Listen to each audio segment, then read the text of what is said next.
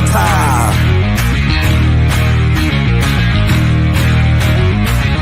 Tick, tick, boom. Bringing the noise. Go, baby, we bringing our toys. Separating from the boys. Chopper be singing, should be on the voice. Bang, bang, we gon' ride out. Gang, gang, we don't die out. Want it like this, ain't no timeouts. Tell me who really gon' find out.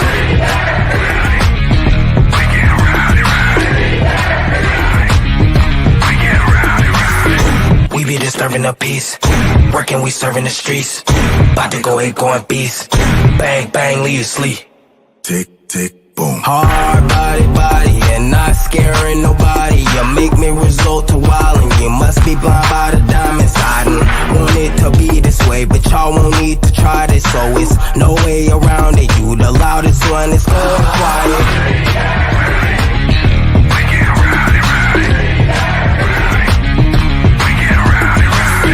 We be disturbing the peace. Working, we serving the streets. About to go ahead, going beast. Bang, bang, leave you sleep.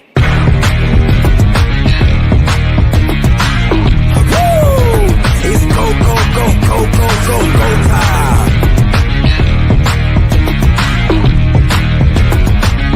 Tick, tick, boom. You can't stop me, so who gon' stop me? You can't stop me, so who gon' stop me? You can't stop me, so who gon' stop me?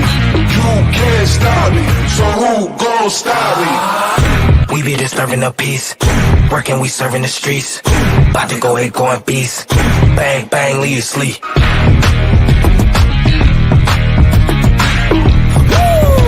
It's go, go, go, go, go, go, go time.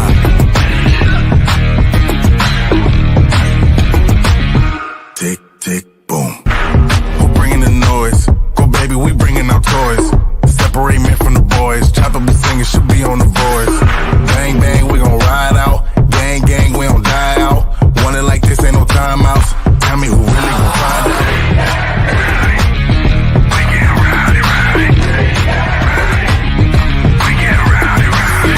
We be disturbing the peace. Working, we serving the streets. About to go ahead, going beast. Bang, bang, leave you sleep. Tick, tick, boom. Hard body, body, and not scaring nobody. You make me resort to wildin'. You must be blind by the diamonds. I didn't want it to be this way, but y'all won't need to try this, so it's no way around it. You the loudest one, it's going quiet. Tick, tick, boom. Hello, good morning, everybody. This is 𝗪𝗔. Aidan's in the courtroom today, so we're just waiting for the stream to start, per usual. Running late. Yeah, so I got it up, and whenever they start today, we'll have it up for you.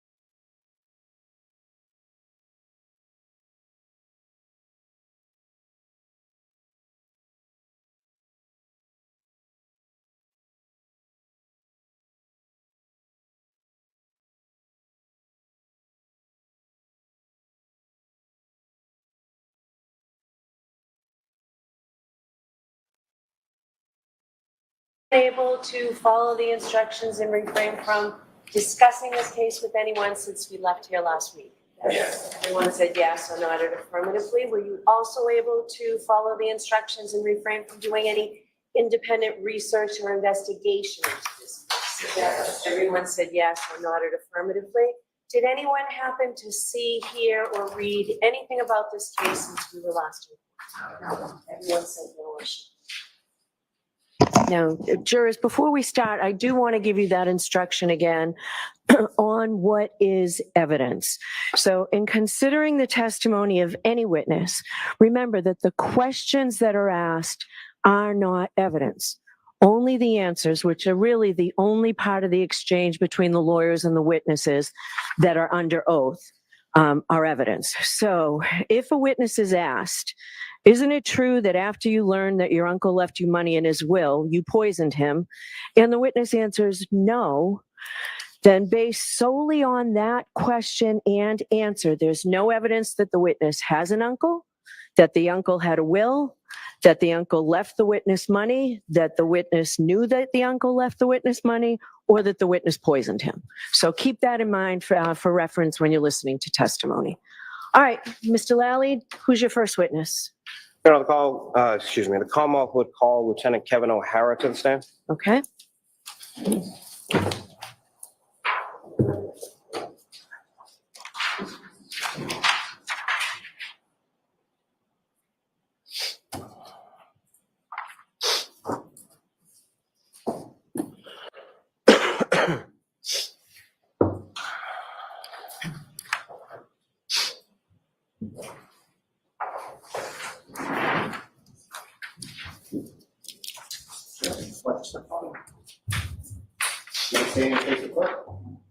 You shall preserve the evidence you give the court and jury in the case and every answer the truth, the whole truth, and nothing but the truth, so help you God. I do. Good morning.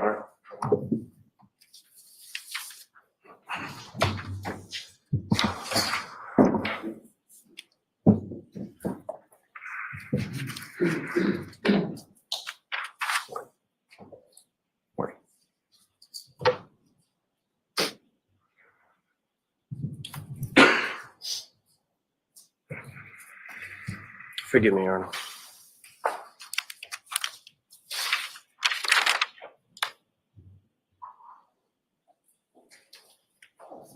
Anytime you're ready. Thank you. Good morning, sir. Morning, sir. Could you please state your name and spell your last name? It's Kevin O'Hara, O-H-A-R-A. And how many employees, sir? I'm a lieutenant with the Massachusetts State Police. And how long in total have you been a member of the state police? Just over 22 years. And how long have you held the rank of lieutenant? 4.5 years. And what is your current assignment within the Massachusetts State Police? I'm the team commander for the State Police Special Emergency Response Team, which is also known as CERT. And the CERT team within the State Police, approximately how many members of that unit are? We have 61 team members, 4 of which are full-time, including myself. The other 57 have other primary duty assignments, and CERT is an additional duty for them. Generally speaking, what are sort of the duties and responsibilities, or what is the CERT unit within the State Police does? CERT is the primary search and rescue team for the State Police. We conduct lost missing person searches, evidence searches. We do security or crowd control at large-scale events such as the 4th of July, the Boston Marathon, Gillette Stadium, dignitary security. And how long has it been? How long have you been assigned to that unit? Since 2014. Now, were you working with that unit on January 29th, 2020? Yes, I was, sir. And at some point in the afternoon on that day, we were contacted by Lieutenant Brian Tully in the state. Yes, at 2:32 p.m., Lieutenant Tully gave me a phone call. Now, as far as Lieutenant Tully is concerned, were you familiar with him, or were you familiar with what units he supervises? Yes, I know he's the supervisor for the Norfolk County State Police Detective Unit. If you could describe to the jury sort of the process by which your particular unit is activated. Is that an instantaneous thing, or how does that work? Normally, we'll receive a courtesy phone call, which is what I received from Lieutenant Tully, seeing if we were available. If we had members that could respond today for an incident he had ongoing. I told him we would be available. He then has to submit a request through his chain of command, which is the Division of Investigative Services. I also have to submit a request up my chain of command, which is through Field Services. To get approval on my end, has to be approved by the Special Operations Commander, which is a major. And depending on the request, it may even go above his level to the Lieutenant Colonel who is in charge of the Division of Field Services. So that initial call that you received about 2:32 in the afternoon, how would you characterize that first call? Again, I'd say it was more of a courtesy notification, just to make sure we weren't on another assignment, that we had members who could respond that day. Obviously, there was the weather issue that day, making sure members could respond to the scene. And the weather issue that day, what kind of weather issue? It was a blizzard. I think most areas had received between 18 to 20 inches of snow. And as far as that initial phone call with Lieutenant Tully, as far as what was described to you as far as the situation that you're responding to, or what, if anything, did he say about it? He said they were conducting a death investigation on the town of Canton, and he was looking for assistance with an evidence search. And how did you respond to that request on that initial phone? I told him we would have members that would be able to respond, and that I would start working on the approval process. Looking out my own window, I had been outside my house that day. I had large snow drifts at the end of my driveway. I told them building a roster and having members clear their driveway at least an hour plus on a response time. And following that initial conversation, did Lieutenant Tully reach back out to you at some point? Yeah, I'm not positive if he called me or if I called him. I think after I'd cleared my driveway, I spoke to my captain just to make sure, see what the status was on the approval process on our end. He said we were cleared on our end. So either Lieutenant Tully called me or I may have called him, because I was getting nervous that now that my driveway was cleared, that the town plow was going to come back and bury the end of my driveway again. So I'm not sure who called who, but I called him and told him we were cleared through the Division of Field Services. He also told me that we were cleared on his end. The approval requests have been approved. And do you know approximately what time of day it was that you had that second conversation with Lieutenant Tully? It's probably about 3:45, because we sent out an alert to our team at 3:48 telling them that we were authorized to respond to Canton. And as far as your team was concerned, can you speak a bit about sort of that process as far as the response and who was to respond and how you were able to sort of pull together the body to respond? So CERT is broken up. We're geographically dispersed across the state. So we have an East team, West team. I had reached out to a supervisor from the West team, someone I knew who I wouldn't request to drive that far in the snowy conditions, to set up a roster for us. So he sent out an alert to the team at 2:53, requesting an availability list. I told him to just confirm that the people responding either had a truck or some kind of four-wheel drive vehicle to respond. And where was it that you were told, where did you eventually respond? Lieutenant Tully told us that we were going to 34 Fairview Road in Canton. And from the time that you cleared your driveway, secured response from your higher-ups, what time was it that you left, or how long did it take you to get from your home to 34 Fairview? Well, like I said, the alert went out authorizing the team to start responding at 3:48. I got the exact address via text from Lieutenant Tully at 4:10. We sent out another alert message at 4:17, just reminding people to bring shovels, brooms, rakes, etc. I left my house at 4:13 in the afternoon, and I got on scene at 4:56. So it took me 43 minutes to drive there. And from your house to that location in Canton, about how absent sort of the weather, how long a drive was that going? Probably 20 minutes, sir. And when you respond, how many other members of the unit were able to respond to the front of the scene? Initially, we dispatched 8 members, including myself. Only 7 of us made it to the scene. One of the members could not get off his street. The end of his street had been plowed in by his town, and he had called his town DPW to try to get some assistance, but he was not able to make it to the scene. So we only had 7, again, after we initially started 8, which should kind of shift some of the dynamics of how we ran the search on scene. And getting to that in a moment, when you first arrived on scene, If anyone else preceded your arrival, who was on scene with that? Just one other trooper from CERT, Trooper 𝗵𝗵𝗃 was on scene. I believe he arrived 2 minutes prior to my arrival. Could you say that name again and spell it for us, Yes, please? sir. It's Trooper Jason 𝗵𝗃. It's BEAUSOLEIL.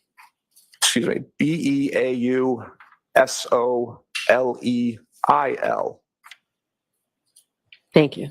Well, And Lieutenant Rao, when you arrived on scene, where did you park in relation to the house, and where was Trooper 𝗵𝗃 in relation to the house? Trooper 𝗵𝗃 was just past the driveway of the house, so just north of the driveway. I parked almost at the end of the driveway of 34 Fairview. And you recall, at some point, your attention was directed to an area with a flagpole and fire hydrant, is that correct? Yes, sir. And do you recall which direction either or both of your vehicle and somebody's vehicle were facing when you parked in that area of the driveway? We were facing away from the flagpole originally. Eventually, we moved Trooper 𝗵𝗃's vehicle back towards the flagpole. Just we wanted some extra headlights to light up the scene, the area we would be working in. Now, Lieutenant Tully, was he on scene when you arrived? He was not. And at some point, did you reach out to him? Yes, I gave him a call. He stated he was just leaving. Canton PD would be on scene in about 5 minutes. That was probably around 5 o'clock. Now, as far as the house that you were parked in front of and as far as the residences on that street, who, if anyone else, as far as neighbors or anything like that, or people from the house that you see outside the house while at any point in time? We didn't see anyone outside the houses. A resident of 34 Fairview exited briefly after we were first on scene. That was the only person we saw. And exited and came down to where you were, or where did that person? No, he was, if you look at the house, you could consider 2 front doors, one closer to the garage, which would maybe be a mudroom or a den. Adult male exited from that door, had a hooded sweatshirt on. He asked us if we were here for what had happened earlier. We said yes, and he walked back inside the house. Now, as far as the, mentioned a bit about the snow, as far as the roadway conditions of the area where you were in, what if anything did you know or observe in regards to the roadway and how it had been treated with plow prior to the plow? The plow had really only cleared the center of the road. There was a good 3 to 4 foot snow drift coming off each side of the road. So maybe enough for 2 vehicles to pass, but not cleared, cleared curb to curb. And as far as Lieutenant Tully arrived on scene around 5, at some point did he, what if anything, where did he direct you to? He had instructed us that the death investigation involved a motor vehicle. He told us where the motor vehicle was believed to have been parked and wanted us to search from that area south towards the flagpole fire hydrant. Now, as far as this type of search was concerned, had you, what if any experience did you have doing this type of searching? In blizzard conditions, we've really never done evidence searches like this. We've done missing person searches we've gone out to, but for evidence searches, nothing like this. Something if a scene could be secured, we really wouldn't respond in a situation like this unless we really needed to. Now, as far as the search that your team does, if you could, was it typical or not typical as far as conducting a search of an area that had already been gone over by another agency or by someone else from the state? Yeah, we're a stage 2 response, so pretty much every search we've ever done has been previously searched. We're never really the first person to search an area. And can you describe sort of, I guess, sort of the difference between what you do as far as searching is concerned and sort of looking or making observations or things like that? I think our training is a lot different than maybe the regular patrolman or trooper responding. There's not much training provided anymore in the academies. So we do extensive training through a lot of the search and rescue groups that we're a part of, which would be the National Association for Search and Rescue, which is NASAR. We do search and rescue initial actions. We do line searching, managing lost person incidents. We do multiple trainings a month with a team, which is different than what other personnel would get. I think traditionally looking back to even my time before I was a member of CERT, a search would be, you go this way, I'll go that way. There was really no methodical approach to the search. And as far as your training is concerned as it relates to this particular search, what if any, sort of methodical approach did you develop, or what did you employ in this? We gridded off or marked off the area Lieutenant Tully thought would be the best area for us to search. So we had a starting point and an end point. Once all the members got on scene, we set up a line search, or what we would call a grid search, which again would just be a slow, methodical search with all of us working in unison, moving through the area. And about how big an area was it that you initially sort of set out to search? It was just over 50 feet, I believe, from the front door, which is the left door, looking at the house from the street, to the fire hydrant. I believe it was 59 feet. Was that length or width?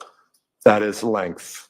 And as far as the width of the area that you were searching, about what kind of area were you searching? It's about 3 to 4 feet was the snow drift coming off the curb. Now, as far as the information that you received prior to conducting the search, were there any items that were specifically identified as far as items that you might be looking for, or what, if anything, was given you in relation to that? Yeah, Lieutenant Tully had informed us that the victim, in this case, was struck by a vehicle. He believed there would be broken pieces of taillight in the area. He also stated the victim was missing his sneaker. So he asked us to search for both of those items. And sir, at some point, did you ask Lieutenant Tully any questions about the vehicle in question, or anything in relation to that? After we had found one or two of the pieces of the taillight, I asked him if he knew how much damage was to the taillight, or if he had a photo that we could get of the taillight. And what, if anything, did he tell you? He told us at that time the vehicle was being towed back to Canton PD, so he did not have a photo to show us. And at any point, did he make any reference to who was coming along with the tow at Canton PD? He said Sergeant Buchanan and Trooper Proctor were following the vehicle back to Canton PD. You mentioned an alert that was sent out to troopers as far as to rank certain items. Can you describe for the jury sort of the process, and what, if any, tools or implements you use, and sort of how that sort of? So like I said, we moved Trooper Bucellet's vehicle to face the scene to give us some extra, use his headlights for extra lighting for the scene. All the team members also put on a headlamp, which would basically just be like a hiking headlamp. We all had shovels. We had a couple of rakes, the smaller garden rakes, just to kind of help us sift through the snow. And I also had a small push broom to move the snow around as well. As you mentioned, sort of the headlamps and moving the vehicle as far as the headlights on the area that you were searching. What's the visibility, and what was the lighting conditions around that area at that time? It was poor lighting. There really wasn't much as far as what we felt enough for street lighting, but with the headlamps, we had decent visibility. So when you first arrived on scene about 4:53 p.m. or so, was it dark out there? Yes, it was, sir. It remained dark while you were still on scene? Yes, sir. And in the area that you were looking, your testimony, there wasn't much overhead sort of ambient lighting or street lighting in that area, as far as you recall? Nothing that really helped the search. So the area that you were searching was in the area of the fire hydrant, is that correct? We started almost directly across from the front door and moved south towards Chapman Street, towards the fire hydrant. And to be clear, as far as the area that you were searching with shovels and the other different implements to sift through the snow, where was your focus as far as the street versus the front wall? Our right flank was on the curb, and then we moved out across the street from there. So we were lined almost shoulder to shoulder as we moved south through the area we were searching. You're primarily searching or entirely searching along the roadway, is that correct? Correct, sir. And as far as some point did you, through the course of sort of shoveling and the removal of snow from that area, did you approach or come in contact with the area of grass in front lawn? We did, as one of the members who was working along the curb, he started to clear some of the grass on the front lawn. Yes, sir. What, if any, issues did you encounter when you got this sort of grass?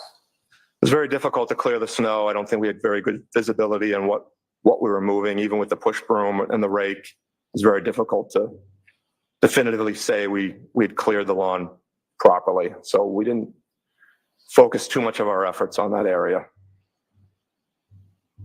We referenced that only 7 members of your unit were able to respond because one got stuck in the snow at the end of the street. Is that correct? Correct, sir. And that had some impact as far as documentation of the scene. Is that correct? Correct. Normally on a search, if I'm the overall, as a team leader, I would run what you consider a command post or be the incident commander for CERT. I would stay behind the line and kind of document our efforts. But because this was such a small search area, it wasn't really an issue because we weren't breaking people off into teams. No one was out of my sight line. And we had multiple detectives on scene that were able to fill that role for me. And so to that point, as far as the 7 members from your unit, in addition to the 7 members from your unit, with anyone else present for the course of I believe there was 5 other members. I believe there were only 2 that I recognized from the state police. So I'm not sure who the other 3 were. They were Canton detectives or Canton patrolmen, but they were all dressed in civil, plain clothes. And as far as documentation for the scene, what, if anything, was done with reference to violence? As we began to find evidence, I spoke to Lieutenant Tully and just confirmed that he was going to document everything we were recovering via photograph and evidence log. As far as documented photos taken by Lieutenant Tully? Yes, they were, sir. And the items that were photographed, were they photographs prior to anyone touching them or moving them or placing them, other than those sort of related to the search effort? Correct. As soon as we found anything deemed as evidence, we stopped our search efforts until they were documented by Lieutenant Tully. And in reference to your search efforts, what, if anything, of evidentiary value did you and your team locate? I found multiple pieces of red and clear taillight. And where were they in relation to sort of the grid or the area that you assessed? They were on the street in between the flagpole and the fire hydrant. And sir, in addition to the pieces of red and clear plastic, taillight that you recovered, you know approximately how many pieces of that you were able to locate on that day? I believe maybe 6 or 7 pieces. And how big or how small did they range in size as far as the pieces that you located? There was 3 larger pieces, 2 red, 1 clear, and then a couple of smaller pieces. In addition to the pieces of red and clear plastic taillight that were uncovered during the search process, what, if any, other items of interest were located? We found a sneaker. And where was that sneaker located in reference to the scene in your search efforts and in reference to the pieces of clear and red plastic? It was same location. Generally, it was in between the flagpole and the fire hydrant. The sneaker was flush up against the curb and it was upside down. I think we had found 1 piece of taillight prior to the sneaker, and then after we found the sneaker, we found a few more additional pieces of taillight. Now, with reference to the sneaker and each of those pieces of red and clear plastic, where were they in relation to the snow that was being dug through, and by that, where were they in relation to the ground? Can you repeat the end of that, sir? Sure. With reference to each of the items of evidence that you're talking about, whether it be sneaker or the red and clear plastic, where were they in relation to snow that you were digging into? Where were they in relation to the asphalt surface? Close to the curb. As we started digging originally, the snow drift, the snowpack was pretty solid from where the plow had kind of cleared to. So once we were able to move through that, we started getting into fresh, undisturbed snow, started moving through that, which was a lot easier to move at that point. And all the items we found were close to the curb. And so my question also, sir, is sort of how deep within the snow that you were digging was each of those items? They were all found at ground level. And as far as the area that you were searching, beyond sort of snow drifts and plowing towards the middle of the road, how would you characterize that snow as far as observing footprints, tire tracks, or anything in that area where you were digging through finding these items? No, we did not see anything, sir. Like I said, it was all fresh, undisturbed snow once we got past where the plow had cleared up to. Now, as far as this search being conducted sort of physically, you mentioned there's some sort of line that's set up, is that correct? Correct, sir. Can you describe to the jury sort of how that line was set up? What were the different functions in different parts of the line, and where were you in relation? So like I say, that we had what we consider our right flank stood on the curb closest to the house, and then we moved left into the street. As we dug the snow out, it was originally inspected as they would pull their shovel out, make sure they didn't have anything in their shovel to the best of their ability. Then they would bring it out to the street. I was the left flank. They would dump it in the street, and I would sift through it at the end just to make sure there was no evidence that had come out to the street. Once I was positive nothing was in that snow, I would toss it onto the other side of the street. And we just continued that process as we moved south through that grid. And the depth of the snow that you were digging through, how did that change, or how was that any different from sort of one portion of the section to another? Where the plow had touched, clear to, I would say that was probably about a 3+ foot in height. But as we moved into the snow itself, getting closer to the curb, that was in level with the rest of the area. What was on the front lawn, which was on the neighbor's lawn. So probably 8, maybe 18 inches of snow. And sir, as far as this search was concerned, about how long a period of time was it that you were on scene as far as searching, and how long the process was done? After Lieutenant Tully showed up, kind of informed us where we were going to search, we moved Trooper Boussolet's vehicle at 5:20, and that's when the rest of the team started to show up right around 5:21, 5:24. A couple other members with extended response time showed up a little bit after that, but all members were on scene by 5:41. We had already started the process before they had all arrived on scene, and we were complete by 6:15. We started to wrap up and clear the area. And as far as the wrapping up, how was that decision arrived at, and sort of what led to that decision? So after we found the sneaker and a couple of additional pieces of taillight, we moved south for, I'd say, over 5 feet, maybe closer to 8 to 10 feet without finding any other pieces of evidence. So Lieutenant Tully and I had a conversation. He was very satisfied that we had found everything we were going to locate at that time, and we decided to suspend the search. And what was, as far as you were concerned, with weather conditions and everything that had gone on, which was located that one, what was sort of your thought process in relation to any sort of continuation of the search that's later? I told Lieutenant Tully, we'll do a debrief at the end. We'll go over probability of detection, how I feel, whether we would have found everything that was there. I told him that there was a good chance we did not find everything. I said, if you want us to come back in the daylight, which give us better lighting to search, or after a couple of days, the weather was supposed to warm up. If you wanted us to come back after there was some snow melt, just to reach out to me, and we would come back. And as far as suspending the search at that point, was that something that was your decision independent of Lieutenant Tully? No, that was in consultation with Lieutenant Tully.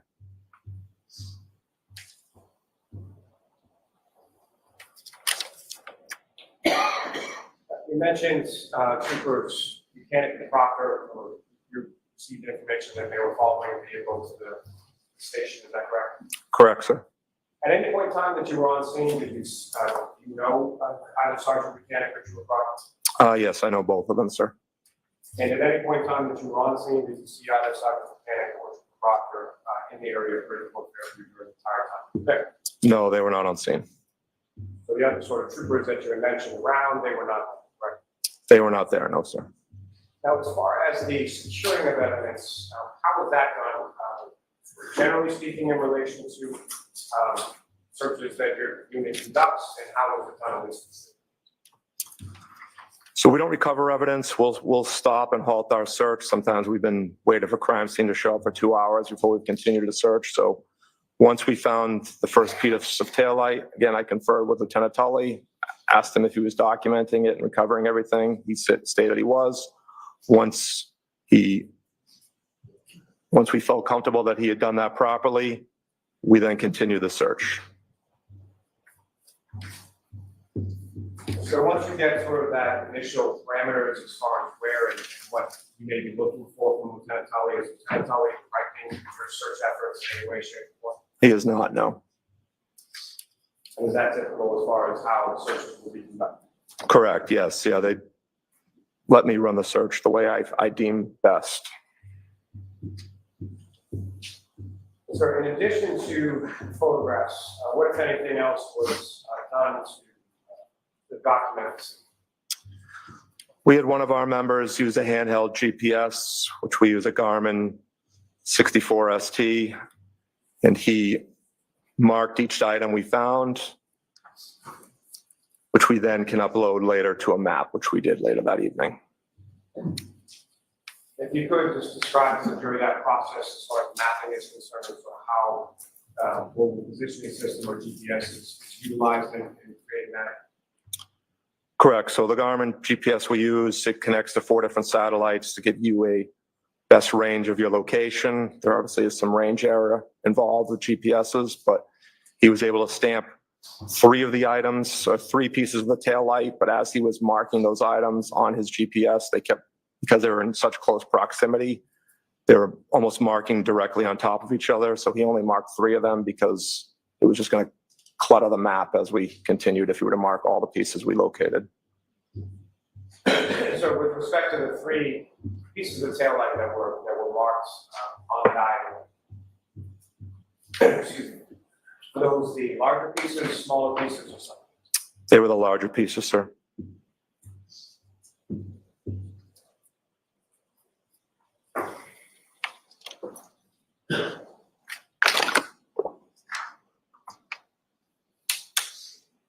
May I approach the witness now? Yes.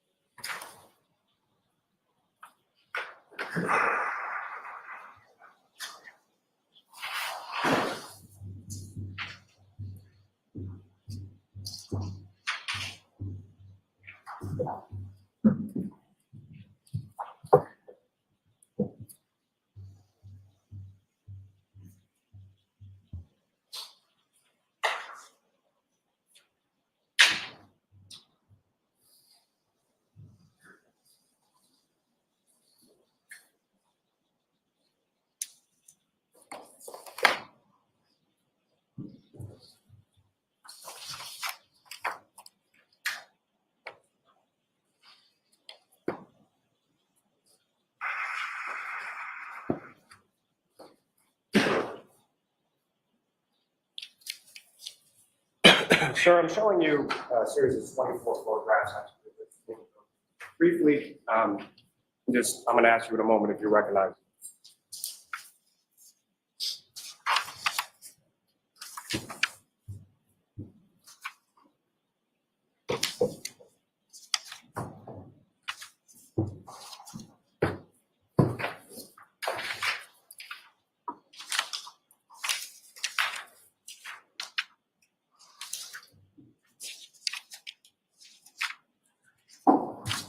Do you recognize what's in those photographs, sir?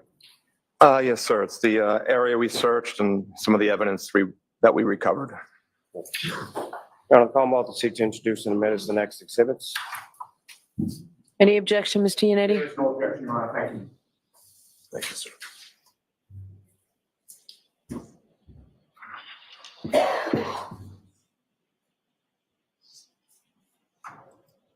That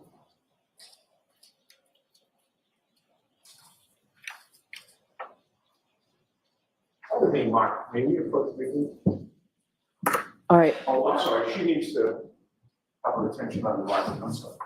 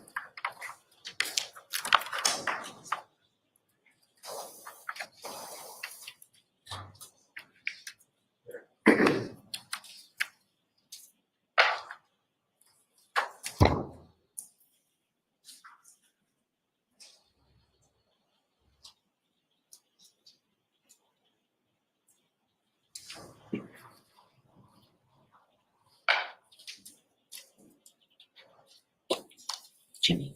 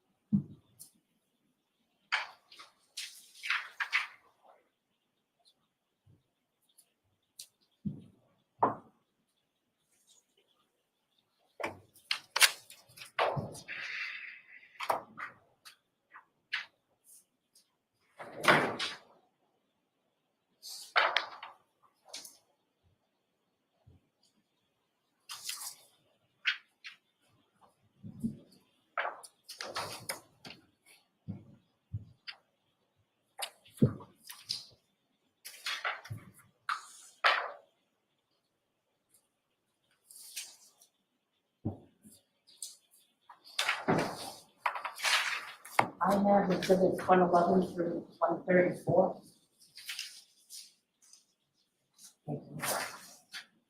Jurors, it's very important that we keep our records straight. It will be important for you during the deliberations that we do this. Sometimes it takes a while. We're fortunate we've got such a great court reporter here to take care of this for us, but sometimes it takes a while. I caution counsel that maybe you can all work together so that we don't do this, take up any extra time. All right, do you need those photos back, Mr. Lally? Yes. And maybe we report on that, Ron? All right.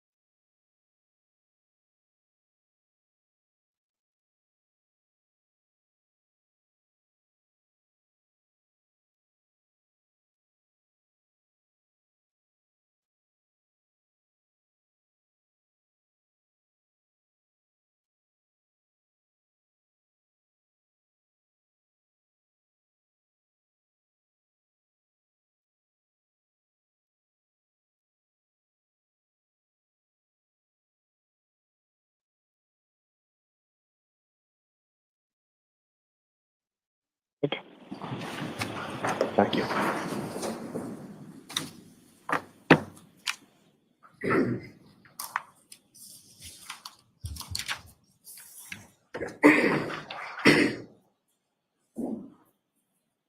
Your Honor, with permission, may I publish those, what's just been marked as those exhibits in the church? Yes.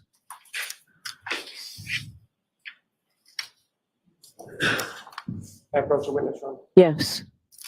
What you have before you is laser points, and that point is really highlighting this. Okay, thank you. Lieutenant O'Hara, it's going to be good. We're on that.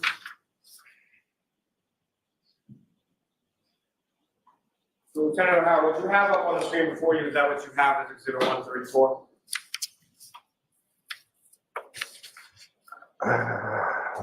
I'm sorry, 111. Hold on, might be backwards here. Yes, 111, sir.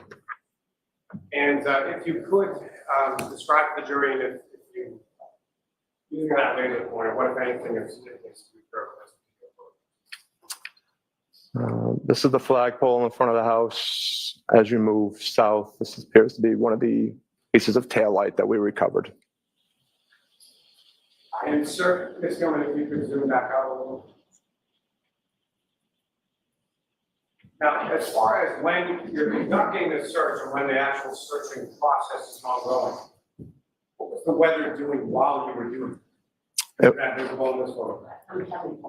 Yes, because of the air conditioning. So you need to speak up really loudly if you don't have a microphone in front of you. And so, Lieutenant, during the course of the process that you're conducting this search, what was the weather doing, and is that something that you can observe in this photo? It was still snowing, and you can see some of the snowflakes falling here by the flagpole. As far as the wind was concerned, what, if any, impact did the wind have on the course of the search that you conducted? It was windy, but it really didn't impact how we were searching through the area. And sir, if I could direct your attention to the next photograph on the top.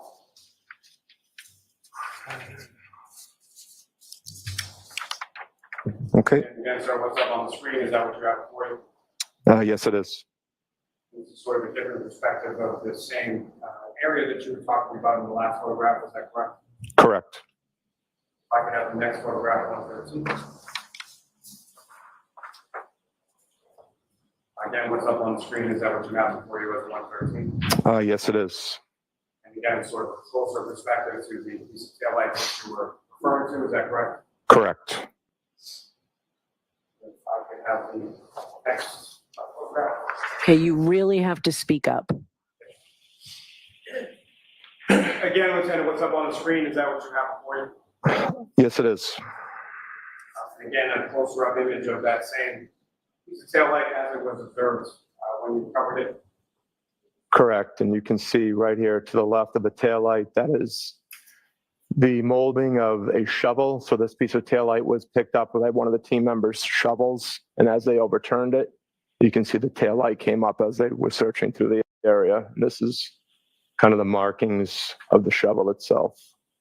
And the next photograph. I just want that. So we're going to have to turn the air conditioning off for this. We can't hear you at all. The issue is I'm trying to move away from the podium. I understand. So we need to turn the air conditioning off so that we can hear you. What you got? Yes, please. And again, Lieutenant, what's up on the screen? Is that what you have before you as the next? Yes, it is. If you could describe to the jury what we're looking at in this. You can see the piece of taillight that we recovered. And again, this is kind of the overturned snow from the shovel. And again, seeing the markings from the shovel from where it was overturned. And the next photograph is going. This particular piece, is this one of the larger or is this one of the smaller pieces that you were describing earlier? This is one of the larger pieces, sir. And as far as length, size of it, if you know, how much would you estimate it, how big it was? It gets a couple of inches, but I didn't measure it, sir. And Ms. Gilman, if I could have the next photograph. And Lieutenant, if you could describe to the jury sort of what is depicted or what, if anything, is significant to observe in this photo. So this is the CERT members working through the area, again, working on as a line through the grid formation.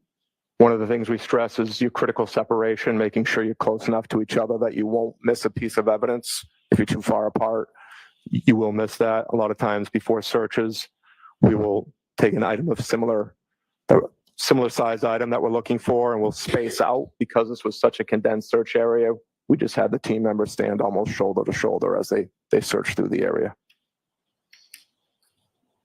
And the next photograph is coming. And again, sir, if you could describe to the jury sort of what we're looking at or what, if anything, of significance you observe in this. Maybe a little difficult to see from a distance, but right here, this is the sneaker that we recovered. And as far as the area of the curving that you indicated that the sneaker was recovered in relation to, where is that? It's flush up against the curb. Again, I'm sorry, using the laser. Oh, I apologize, sir. Right here, this would be the curving right here. The next photograph is coming.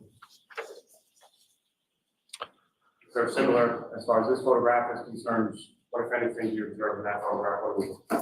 That's a closer photo of the sneaker. Sneaker is in the bottom, right down here. The next photograph. Again, what, if anything, are we looking at in this photograph, sir? Again, you're looking at the sneaker. This is just a closer, zoomed in photo. And this would be the curbing right here. And the sneaker, as it's portrayed in this particular photograph, is that as it was when it was recovered? Yes, sir. The next photograph is going.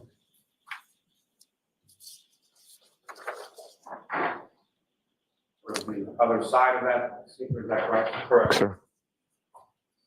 Is that fixed sort of in relation to the curve that you were describing earlier in the testimony? Yes, sir. You can see the curbing right here. The next photograph. Now, as far as the sneaker was concerned, when it was recovered, where was the snow in relation to? Was it on, around, in? Where was the snow in relation to? The sneaker was completely buried. It wasn't until we started digging through the snow that we found the sneaker. The next photograph. Just go.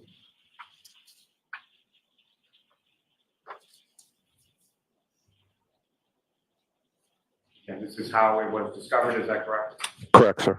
How it appeared when it was discovered? Yes, sir. Next photograph is coming. Next photograph is coming. And sir, in this photograph, if you could, using the laser pointer, draw the jury's attention to what, if anything, of significance you observed. This is at 125. It's the photo I have in front of me. This might be difficult for them to see, but this is a clear piece of the taillight right here. And the next photograph.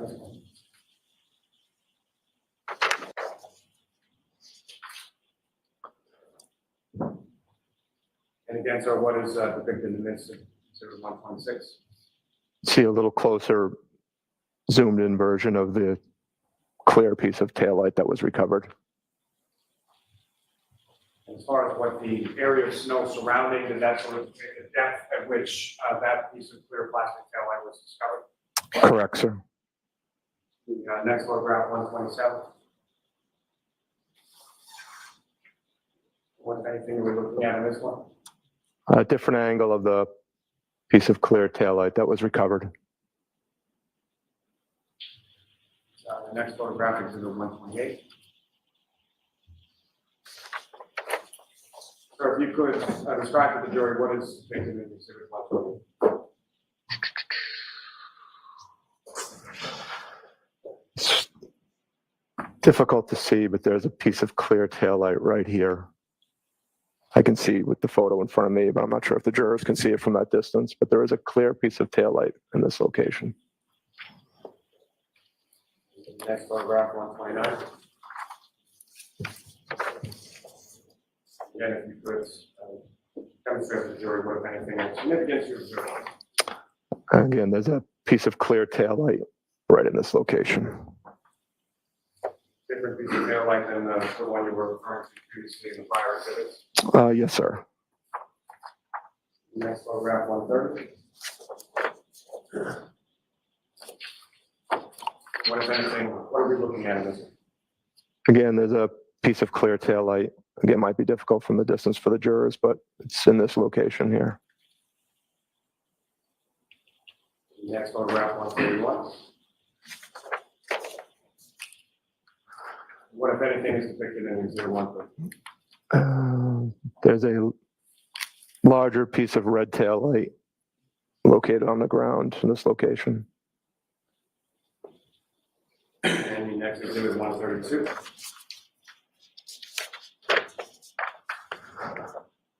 What, if anything, are we looking at in 132? It's a closer photo of the same piece of taillight right here located on the ground. The next exhibit 133.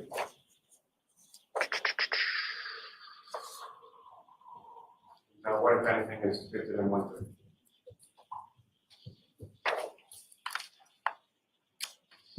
There's a small piece of taillight, I believe, in this location right here. And lastly, exhibit 134.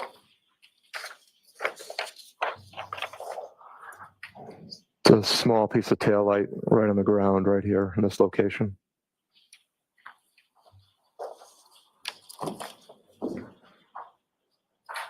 John, may I approach? Yes.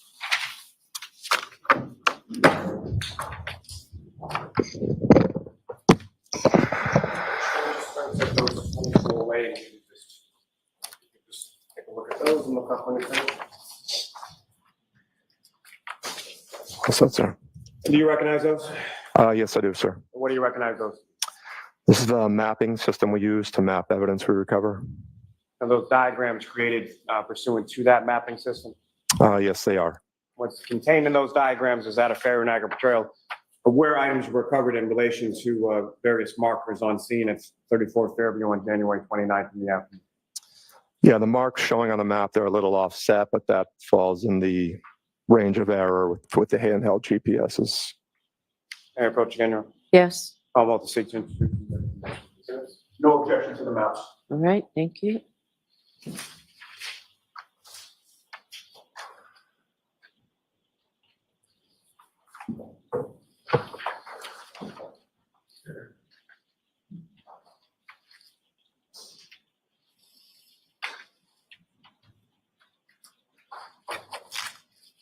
So it's 135 and 136.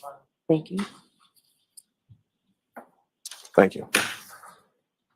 And Your Honor, with the court's permission, may I publish those to one in each succession to the jury? Yes.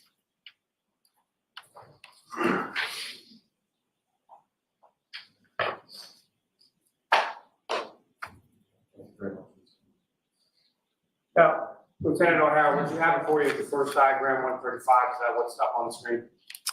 Yes, it is, sir. And you mentioned something earlier in your testimony just now in regard to sort of items being found in close proximity, creating some overlay with the GPS system, is that correct? Correct, sir. And you mentioned range of error, is that correct? Correct, sir. Describe what the range of error is and how that impacts sort of how it's depicted in this particular diagram. So for GPS's typical range of error on a clear day is up to 16 feet. Obviously, we didn't have a clear day. We had atmospheric conditions, cloudy, snowy conditions.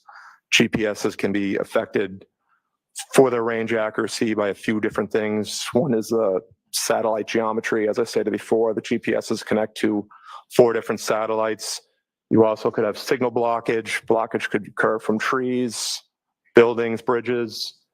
Then you have atmospheric conditions, like I mentioned, and then you have the receiver end, any issues with your receiver end, which is actually the handheld GPS. Those would be the four main issues and why you may have a little offset on your GPS readings. But again, typically under clear sky conditions would be up to 16 feet. And so using the laser pointer, if we could direct the jury's attention to what if any sort of significant markers or what has been marked on this particular diagram. I've listed as the command post, which is where my vehicle was parked. We have the address, which is the house, 34 Fairview. Then as you move further south, you'll see the first red plastic that we recovered, which again was a larger piece of red plastic. They're kind of stamped on top of each other, but you'll see the sneaker, you'll see a second red piece of plastic, and you'll see the fire hydrant all marked on the map. Thank you, sir. Ms. Kearney, if I could have the next diagram, please.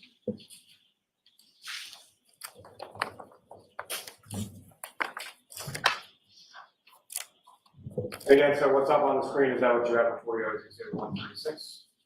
Yes, it is.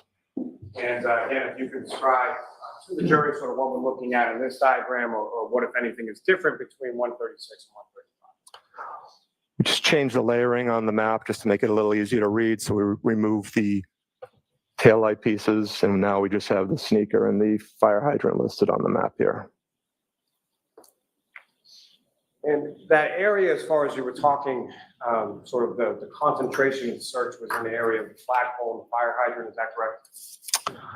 Correct, sir. Again, we started closer to the, almost directly across from the front door. The evidence recovery all happened between the flagpole and the fire hydrant. And if you could, or if it's possible on this diagram that you have up on the screen, could you, using the laser pointer, direct the jury's attention to sort of where the search began and where the items of evidence were located? Search would have begun right in this area. And as we moved south, we started finding pieces of evidence right around here. And then the area that you went, about 5 or somewhere between 5 to 10 feet, is that your testimony beyond when you started to not find any more items of evidentiary value, is that correct? Correct. We had gone past the fire hydrant, hadn't found any other pieces of evidence for, it's probably closer to 8 to 10 feet, and that's when we suspended the search. And so just using that laser pointer, if you could direct the jury's attention to that 8 to 10 feet, in which direction was it from the items of evidence? Heading south towards Chapman Street, so down in this location would be where we stopped. Thank you, sir. Your Honor, may I approach this to retrieve? Yes. Thank you.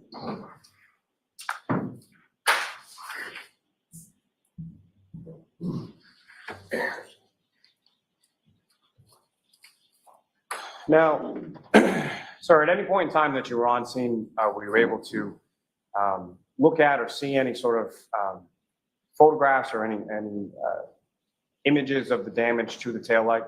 No, I was not. So fair to say that at the time that you're conducting your search on that particular afternoon, you weren't aware of how much taillight could be there or how much you might be looking for, correct? Correct. We did not know how much damage there was. Now, so you talked a little bit about, well, let me ask you this. As far as from your training and experience in relation to conducting these types of searches, are you familiar with a term known as POD? Correct. So that'd be probability of detection. And I believe you've referenced earlier in your testimony some variables that go into that terminology. Is that correct? Correct. And can you describe to the jury sort of what some of those variables are and how it related to this particular search? So probability of detection had wound up turning into a mathematical formula to make it simpler, give us more of a baseline objective on how well we did search in the area. Covers 10 different categories. We'll rate those categories 1 through 10 on how we feel we did and kind of come up with a score to give just a baseline on what we think percentage-wise we would have found the objects we're looking for. Those categories would include the terrain, as number 1, hazards would be 2, lighting would be 3, weather would be 4, vegetation would be 5, which in this case would have been some of the grass we encountered as we got on the front lawn. As you continue on would be your spacing, which again is how the team members are separated as we're searching through the area, the tactics you're using, the area size, then the team composition, and then the last one is instinct and variables. And really the last two, I think, is what works best for us. What stands out most about our team is your team composition and the instincts, just for the experience we have in searching. So was it those variables that sort of led to the conclusion in conjunction yourself and Lieutenant Tully as far as to cease searching at that particular point after you were gone 8 to 10 feet south of the evidentiary items without locating any other evidentiary items? Correct, sir.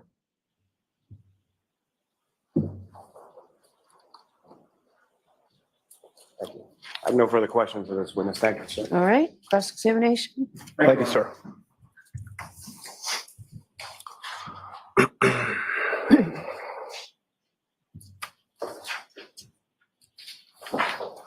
Good morning, Lieutenant. Morning, sir.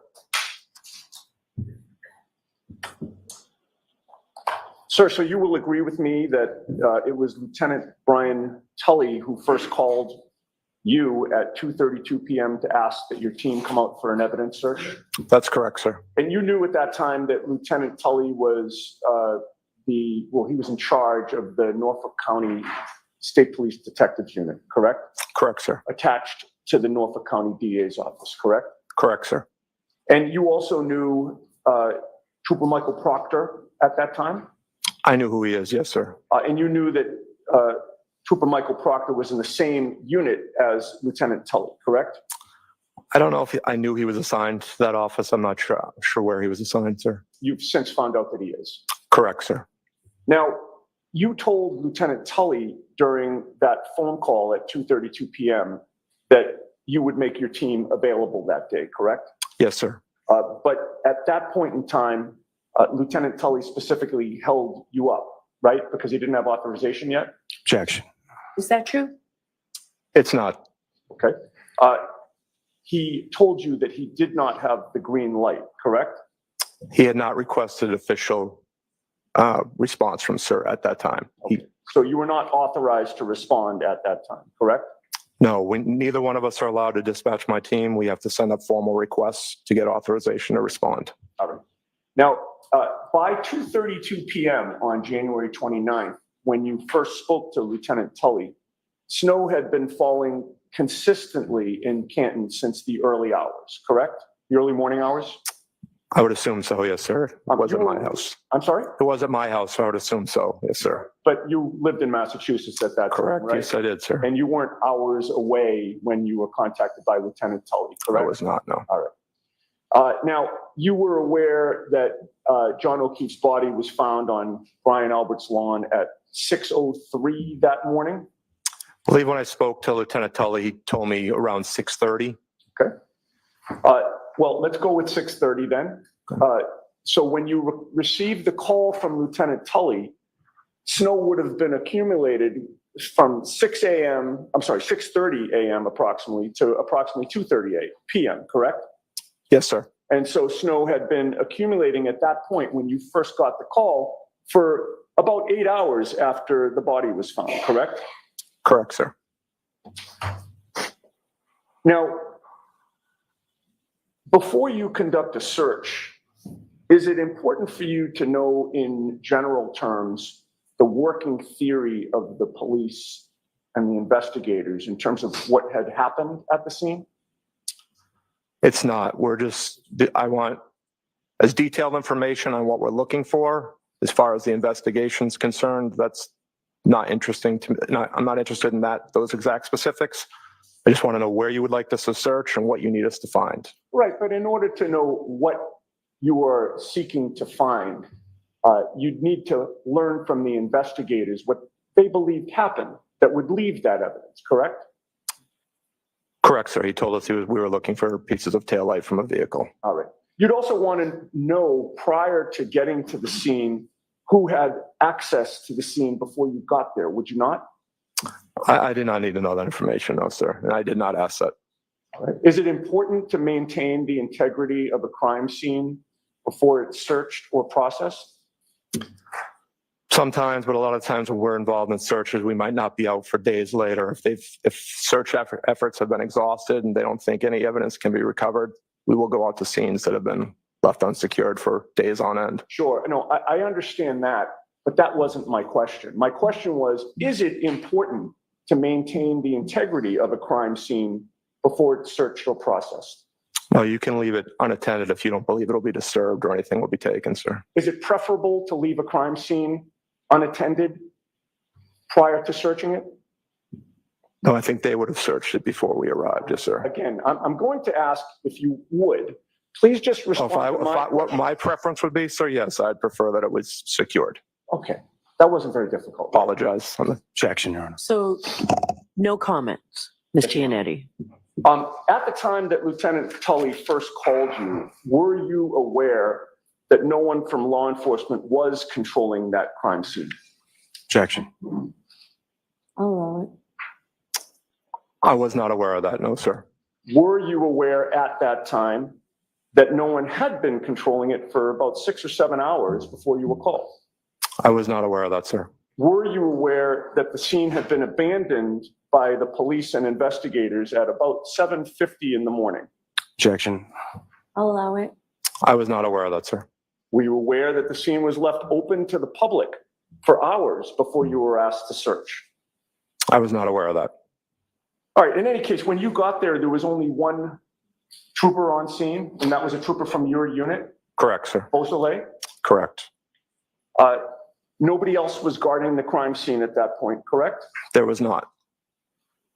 In fact, at that point, did you know where specifically on the property you were going to be searching? I did not.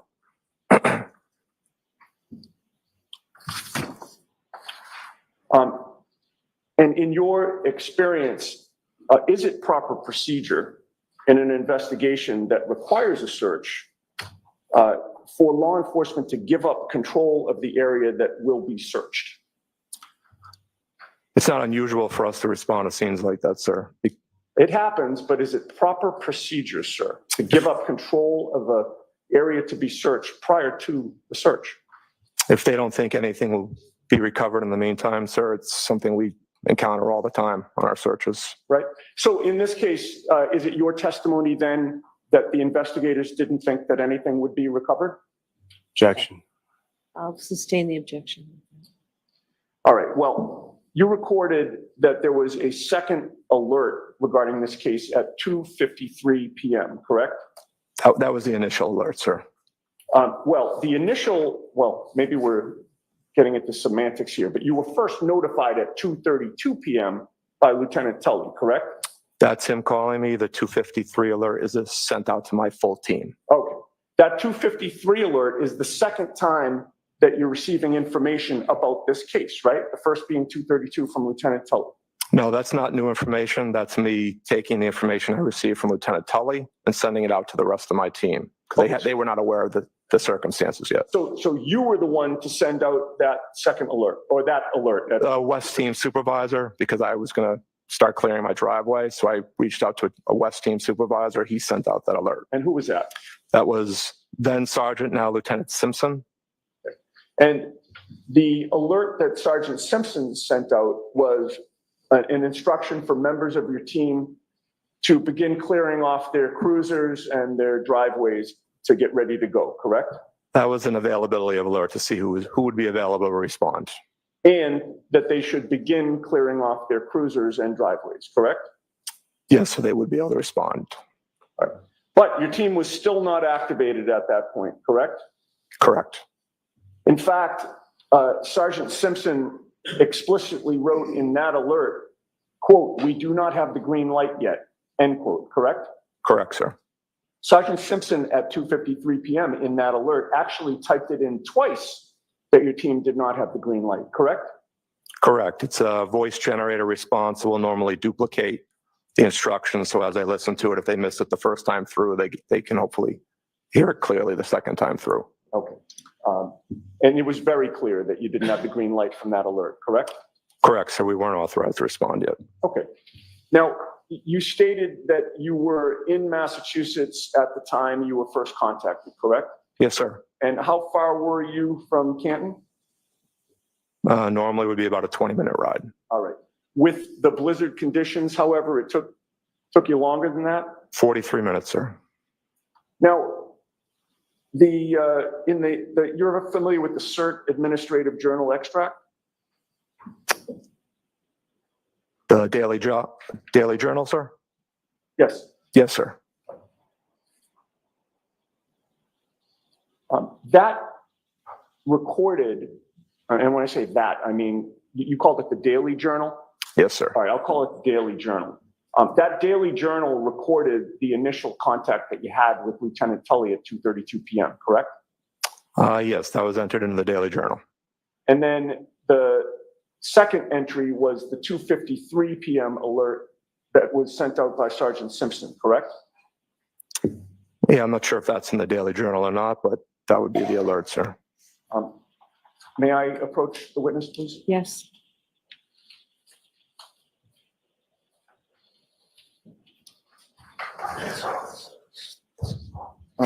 Your Honor, I'd like to hand the witness this document and leave it there. I have an extra copy. I have no problem with him referring to it. Once you've had a chance to review that, Lieutenant, if you look up at me when you're done. All set, sir. So you'd agree with me that the 2:32 p.m. phone call with Lieutenant Tully is in the Daily Journal, correct? Yes, it is. And the 2:53 p.m. alert by Sergeant Simpson is also in the journal, correct? Yes, it is. Both of those have a timestamp, do they not? They do, sir. What is the next entry on that journal? It says CERT activated en route to Canton. Now, there is no time entry next to that.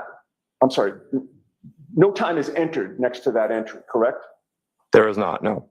The previous alert said only to clear the vehicles and driveways, essentially, right? To check on availability? Correct, sir. So the time that your team is alerted was entered in the journal, but there is no time entered in this journal as to when you were dispatched, correct? Correct, sir. But you have a memory of after that 2:53 p.m. alert sent out by Sergeant Simpson that Lieutenant Tully called you back about an hour later?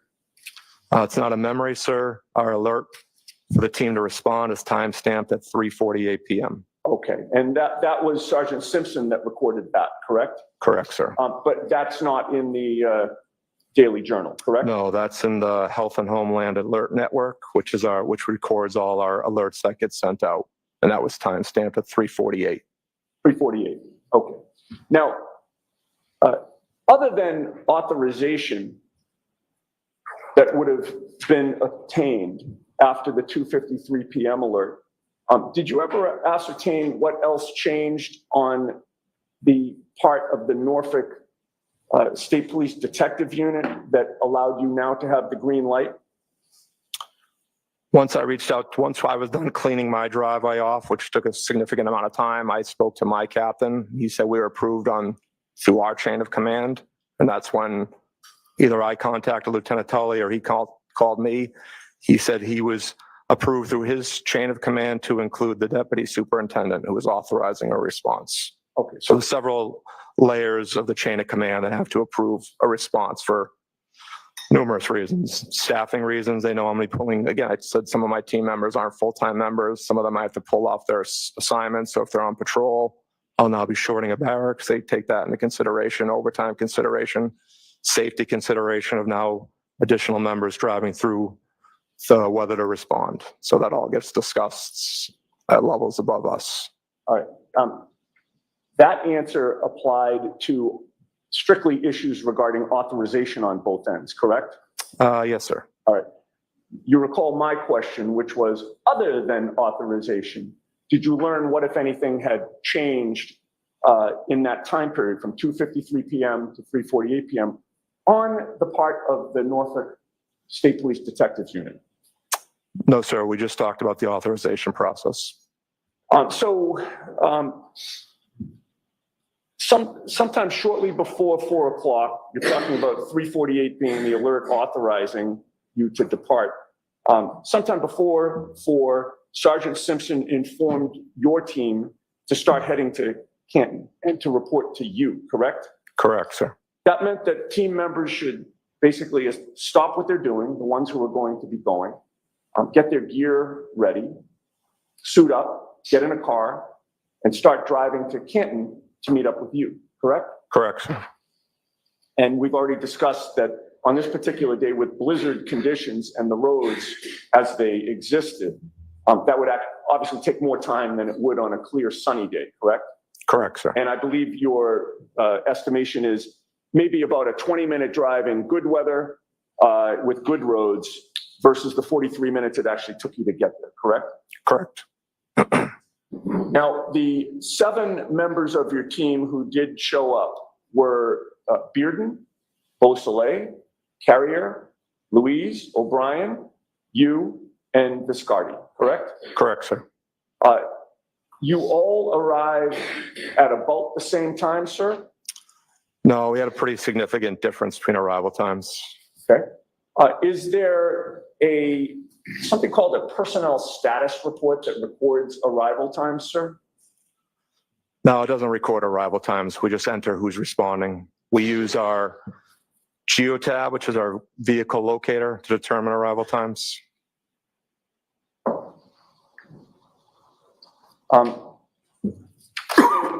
Is it your testimony? I'll skip back to the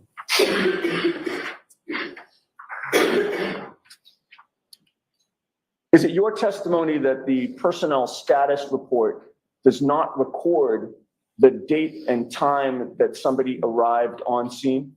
No, that's all manually entered, sir. Do you deny that the personnel status report in this case recorded the date and time of each of those officers that I just mentioned who came on scene? It has who arrived on scene, yes, sir. But it doesn't just say who arrived on scene. The personnel status report says when they arrived on scene, correct? Yes, whenever they would have been entered into the system. But that doesn't mean they were officially on scene yet, sir. Right, but again, that's not what the document says, right? It doesn't say we're entering this into the system because they're arriving. The document says on scene and it gives a date and time, does it not? Yes, it does, sir. All right. Now, your testimony is, oh, and by the way, the personnel status report, you'd agree with me, has everybody except for you and 𝗿𝗂𝗏 showing up at 5 p.m. on January 29th of 2022, does it not? Yes, it does, sir. And it has you and 𝗿𝗂𝗏 showing up 5 minutes before that at 4:55 p.m. on January 29th, correct? Correct. But it's your testimony that when you got there, it was just you and 𝗿𝗂𝗏, correct? Correct, sir. Which actually would be consistent with the personnel status report, right? Yes, sir. Because that has you two showing up first as well, right? Yes, sir. And then your testimony is that other members didn't show up until between 5:20 and 5:24 p.m.? Trooper Bearden arrived at 5:21. Sergeant Luis and Sergeant O'Brien arrived at 5:24. Trooper Viscardi showed up at 5:34.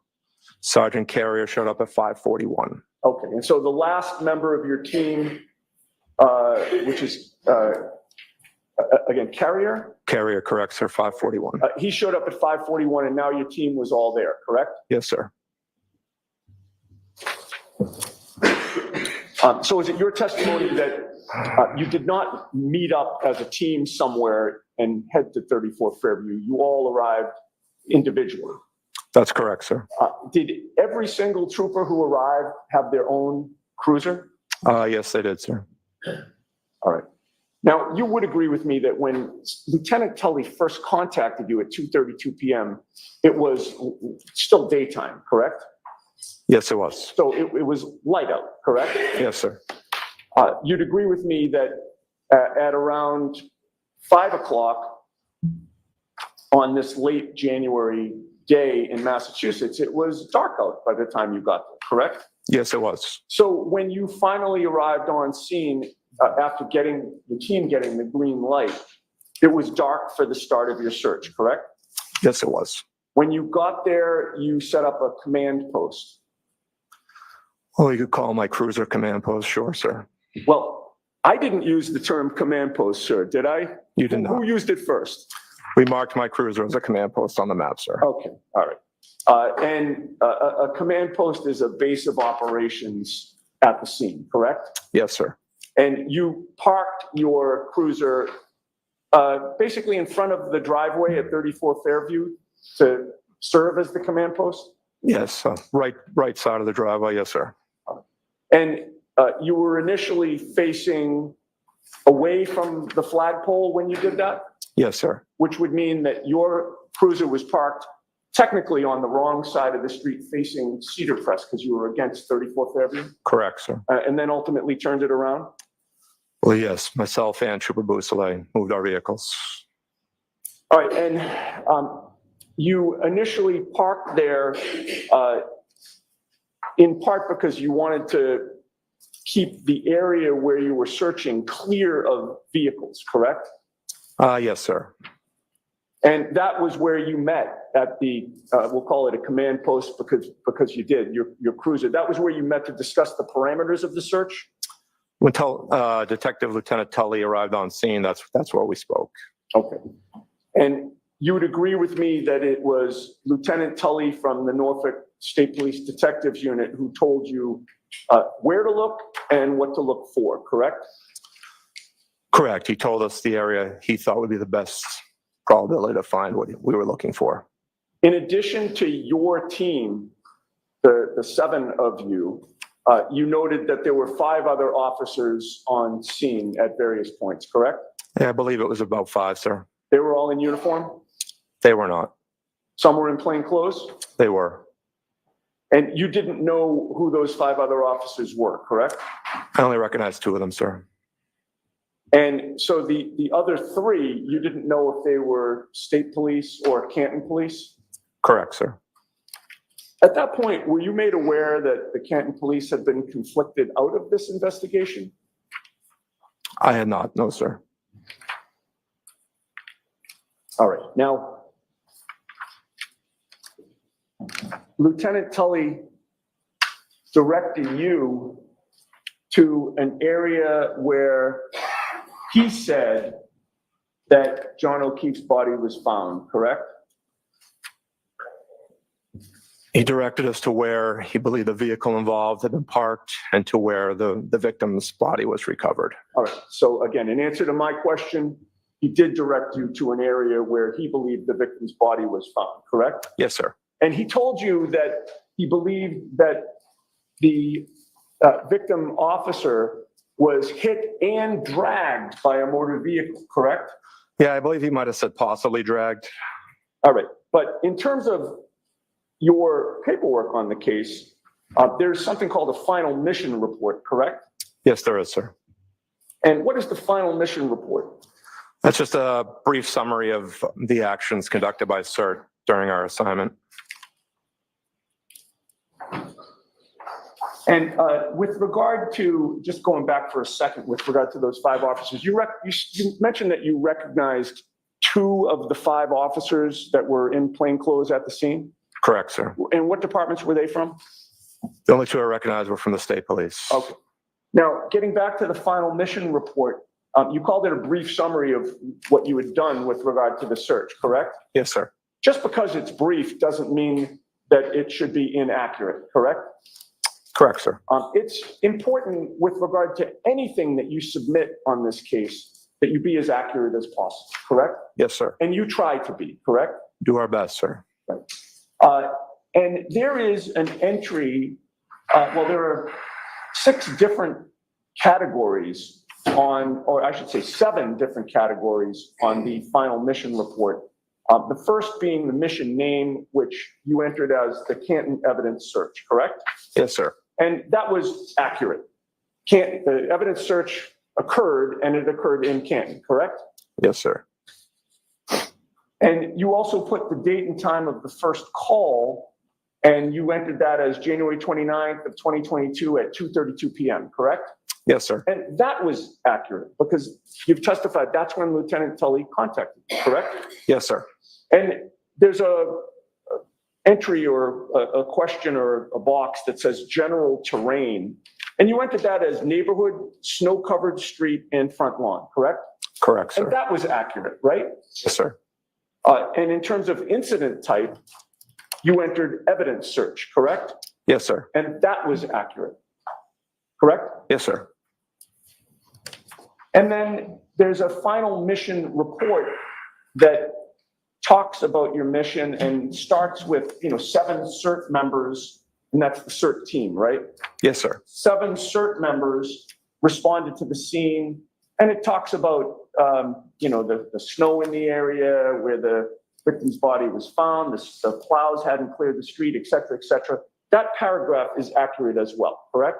Yes, it is, sir. And then there's a final mission report by, and it gives your name, Lieutenant Kevin O'Hara, and it has your accurate badge number, which is 3042, correct? Yes, sir. All right, everything that we've just discussed in terms of what you put in your final mission report was entered accurately, correct? Yes, sir. And the final category is general description of mission. And would you agree with me that you entered the off-duty officer was hit and dragged by a vehicle at approximately 12:30 a.m.?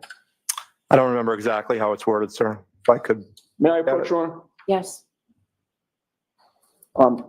It's been a recurring theme. Do you need I do not. glasses? You I do don't. not, Okay. sir. All right, I'm sorry. Thank you, sir.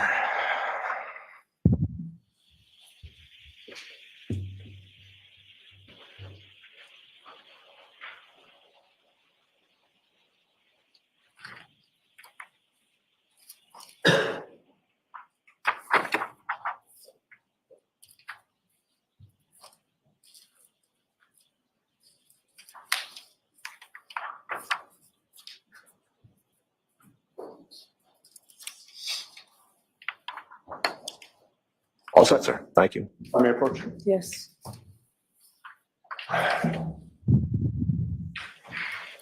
Lieutenant, having read that portion of the final mission report, is your memory refreshed? Yes, it is, sir. All right. And did you enter in there, the off-duty officer was hit and dragged by a vehicle at approximately 12:30 a.m.? Yes, it is. I did, sir. All right. Now, with regard to the area that, or I should say, Lieutenant Tully's direction to you to search the area where the victim's body was found, Lieutenant Tully never informed you that he was actually present and saw the victim's body in that spot, did he? He did not, no, sir. Did you mark the place where John O'Keefe's body was found with GPS coordinates? We did not. He wasn't no longer on scene, sir. So I think that would have been not 100% accurate. Okay. You also mentioned that Lieutenant Tully directed you to the area where the SUV had been parked, correct? To where the vehicle was believed to have been parked. Yes, sir. At that time, did you know it was an SUV or not? I did not, sir. All right. But in any case, Lieutenant Tully didn't tell you that he ever saw the vehicle parked in the area to which he directed you, correct? He did not say that he saw it there, no, sir. So Lieutenant Tully told you to look for a man's sneaker, correct? That was one of the items missing, yes, sir. And he told you to look for red and clear plastic pieces of taillight, correct? He just said taillight, didn't say red clear, but taillight pieces. Okay. Did Lieutenant Tully give you approval not just to search outside the house, but also inside the house? No, we never discussed searching inside the house, sir. And you had mentioned during your testimony that you confirmed that the homeowner was there, right? Because he came out of the house at one point? I don't know if it was the homeowner, but an adult male exited the house while we were there, sir. Sure. And he appeared to live at that home, correct? Let me just a moment.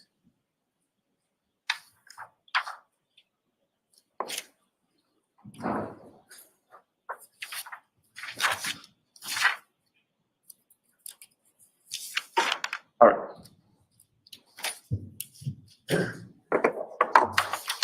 Now, with regard to the area that you were searching, you would agree with me that Lieutenant Tully was the one who directed you where to search and what to search for, correct? He gave us the best idea for the search area, yes, sir. All right. And it was based on his direction that you created a grid and began your search?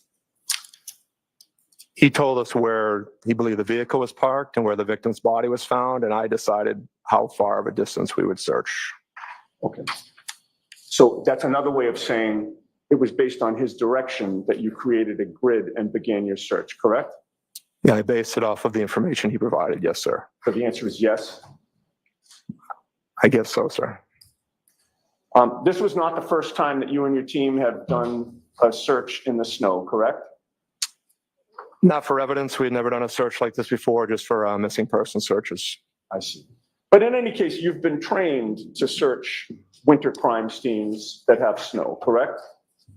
Correct, sir. There are proper techniques for conducting such searches during or after a snowfall, correct? Yeah, we have best practices we use. I'm sorry, I didn't. Yes, we have best practices we use, sir. Of course. Best practices would include documenting the scene and the area to be searched with photographs and diagrams, correct? Yes, sir. It would also include using, gentle methods to remove snow, correct? Yeah, the best way you can, yes, sir. That might include, smaller hand tools, brushes, gloved hands. Only if you would have a real small area. It would include removing snow layer by layer and then sifting it and documenting evidence again for each layer that's removed. Yeah, I believe that's how we went through, sir. We went slowly, methodically, and sifting through the snow as we progressed down the area. Correct.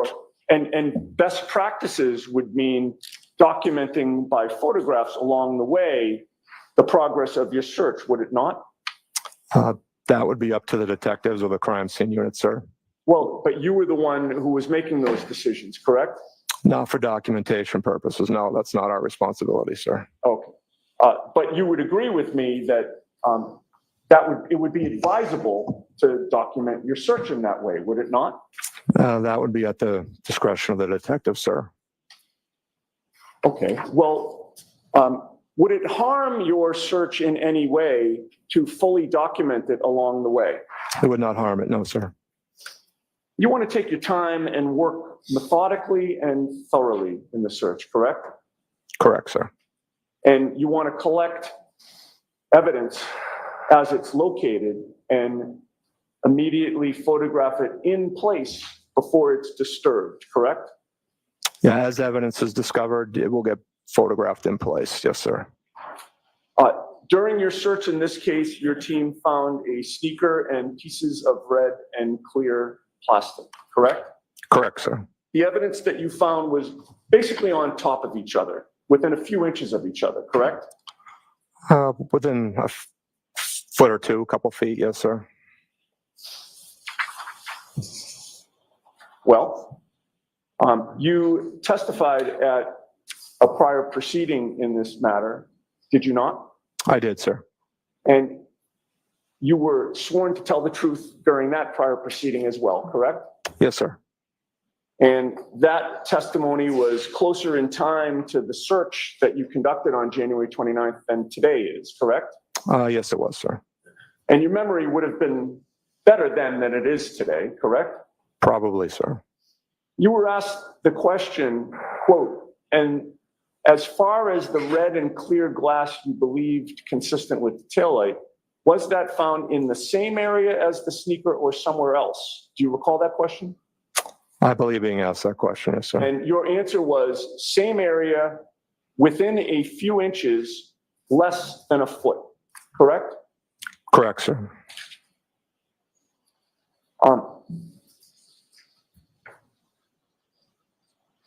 Now, you mapped out GPS coordinates for what you found?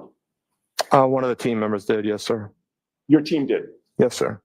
And Lieutenant Tully from the Norfolk State Police Detective Unit was present during the search, correct? Yes, he was. And he was the one that was photographing the items that were found? Yes, he did.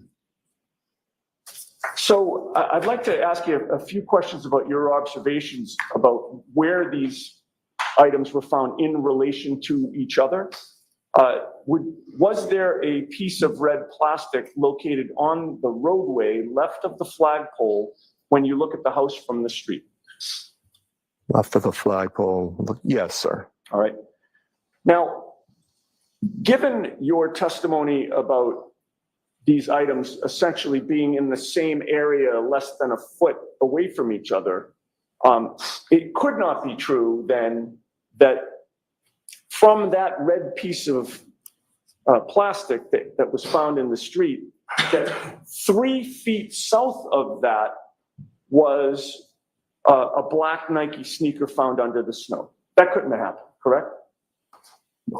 Well, I don't know where the distance between the objects as far as the mapping purposes, sir, but as far as how far apart, the first thing we discovered was one red piece of plastic, and then further south, that's when we found the sneaker and additional pieces. Right, but again, they were all in the same area, less than a foot apart, correct? The same general area, but could have been over a foot, sir. I'd have to measure between the GPS markings.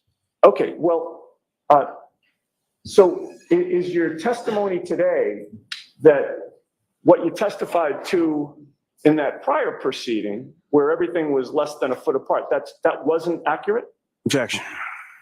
Allow it. Is that your testimony, sir? Best recollection that they were within around a foot, but to be 100% accurate, you would have to measure between the 2 GPS points, which I have not done. Sure, but if your estimate is you didn't even say a foot, you said less than a foot, correct? I believe that's what you read, around a foot, yes, sir. Which is what you testified to, correct? Correct, sir. So if it's less than a foot, then by definition, the sneaker couldn't have been found 3 feet south of where that red piece of plastic was, correct? Yeah, and I don't know if that's accurate, sir. You don't know what's accurate. Where you're saying 3 feet, I don't know if that's accurate, sir. No, that's what I'm asking you. Is it accurate? I don't know, sir. I'm not sure the exact distance. I didn't measure the GPS markings, sir. I'm not. All right. I don't know. I didn't know where you came up with that number 3 feet, sir. I'm just asking questions. Okay. I'm just asking questions. All right. So with regard to, let's assume for a moment that the sneaker was found 3 feet south of that first red piece of plastic. From your observations, was there a clear piece of plastic that was found a few feet south of that black sneaker? There was a piece of clear plastic found just past the sneaker. A few feet south of the sneaker? I don't know where you're getting that from, sir. Again, you don't have to worry where my questions are coming So, from. Mr. Yannetti, no comments. Next Sure. question. I'm just asking a factual question. You were there, I was not. Mr. Yannetti, just ask the Yes. question. Was a clear piece of plastic found a few feet south of the black sneaker, which was found 3 feet south of the red piece of plastic? Did that happen? I don't know the distance, sir. No, not without measuring it. But I wouldn't think it was that far of a distance. They were much closer than that. Right. I mean, you say you don't know the distance, but you testified to what the distance was in that prior proceeding, did you not? Objection. Next question, please. All right. And then, moving along, we have the red piece of plastic, 3 feet south, black sneaker, a few feet south, clear plastic, and finally, several feet south of that clear piece of plastic, was there a second piece of red plastic found, several feet south?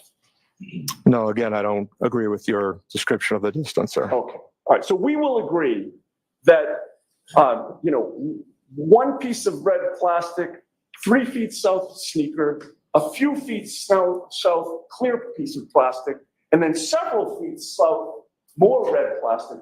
That didn't happen, correct? I don't agree on those distances, no, sir. No, okay.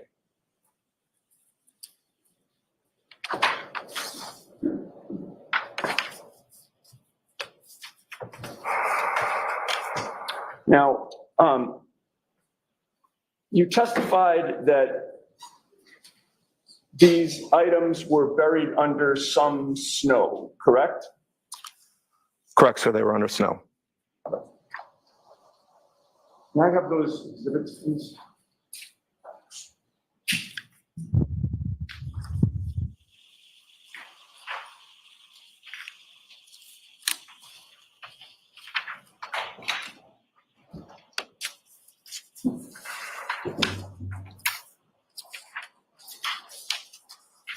Okay, can I display exhibit 113, please? All right, the jury needs to take a break. Why don't we Sure. why don't we have this 3-hour warning? So we'll take about 15. All rise for the court, please.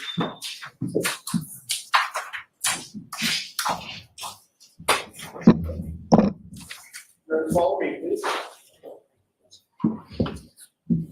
Okay. Okay.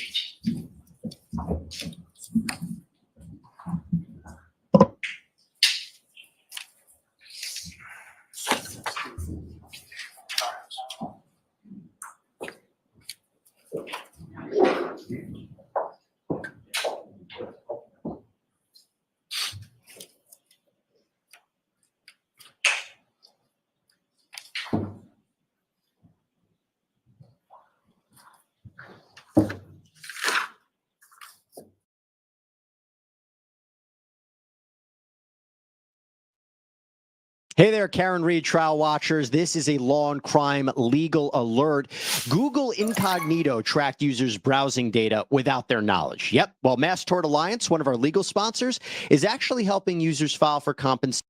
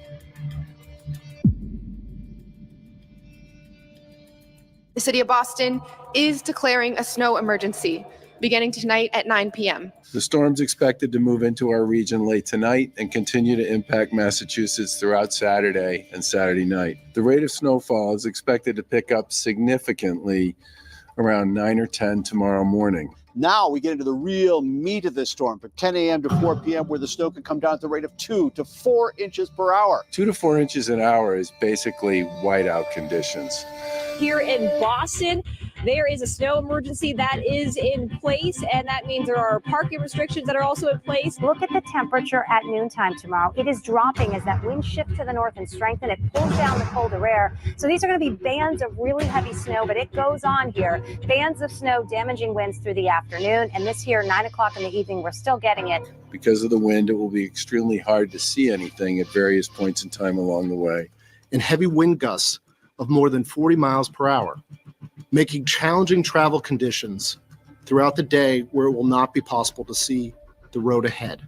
This is going to be a very big storm.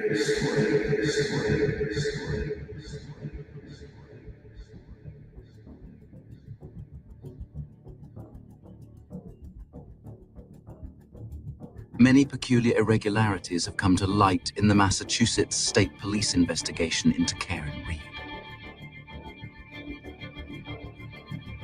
Upon closer examination, certain details presented to us confront our common sense and elude all logical explanation. We will present the facts to you as we understand them and let you decide for yourselves.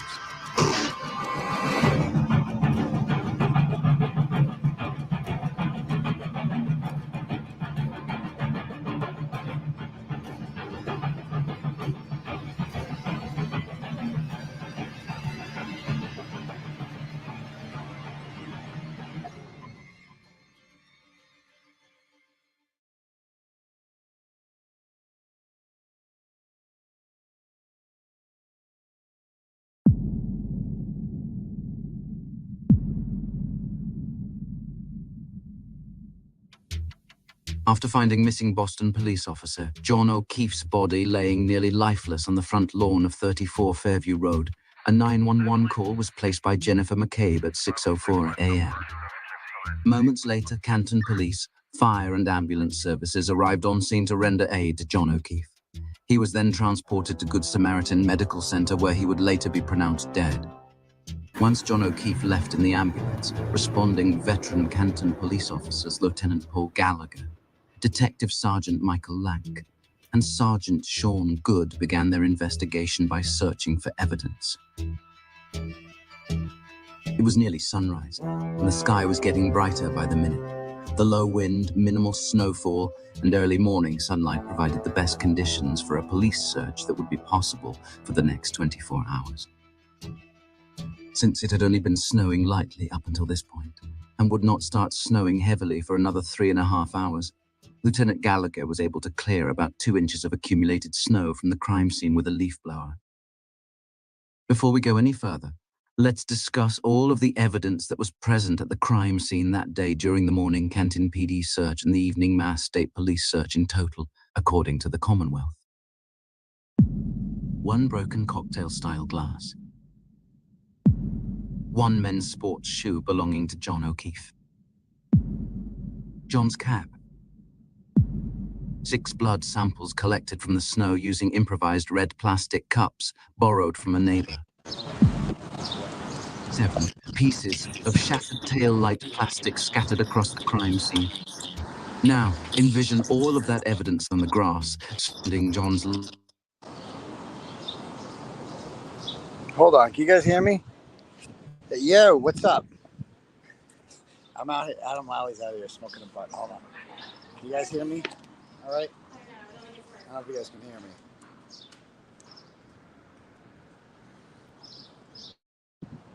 All right, so anyway, yeah, we're at a little break right now. This guy O'Hare is going outside, usually like the next witness up is sitting outside on deck, and it's that lady Maureen Hartnett, the one who failed her proficiency exam. She said she found, she tested the hair, the magical hair they're obsessed with, and she said it came back as human hair, and then like a real scientist tested the hair and it came back as non-human, and then it was revealed that she failed her proficiency exam. So yeah, she's up. Looks like she's up next. So I just want to know when we're getting bukkake. Give me bukkake, you know. Oh, there's Adam Lally ripping a butt down there, having a good time. You got to smoke when you're getting smoked. But yeah, anyway, just wanted to check in. Yeah, guys, what do you guys think so far? What do you guys think? He was Turtle Air. It wasn't Turtle Air. Yeah. Lally is sucking down butts. Yeah. Yeah, I mean, it's just wild, the inconsistencies right now that are being brought to light by Yannetti. And I think dude, the Canton police have it on video searching the scene at 7 or 8 a.m. because there's light out. And there's no red taillight. And there's no Nike shoe. There's nothing. There's no hat. All of that gets found by the state police CERT team hours later. And as I pointed out, the CERT team was alerted at 2:53 that they were to put together a search team to do this. And by what was it? 4 something. I forget. I posted them. By 4 something, everybody was ready to rock, And at 5:33, Sergeant Simpson, I think, from the state police, sent out this thing saying that we're ready to rock, And he said we're just awaiting the green light. What the hell were they waiting for? Well, I mean, every hour, 2 more inches of snow is falling, and we're we'll just take our time. The answer to that is that, and by the way, the crime scene was unattended. That's the other thing. They just didn't put up. We know that by now. So ample opportunity. So the shoe was. Let's be real. The shoe was inside Brian Albert's house. At any point that day, he walks outside, puts the freaking shoe there. Then it snows on top of it. The whole crime scene's unattended. The tail light has to get there via somebody else, right? I mean, if it's Proctor, if it's Tully, if it's freaking Kevin Albert, who knows? But 42 minutes of Sallyport video just disappear, and it probably gets broken in there. And they bring 4 more pieces over. Oh, there he goes. There he is right there. There's Lally. He's ready to rock. He ain't ready to fuck. He is not ready to fuck.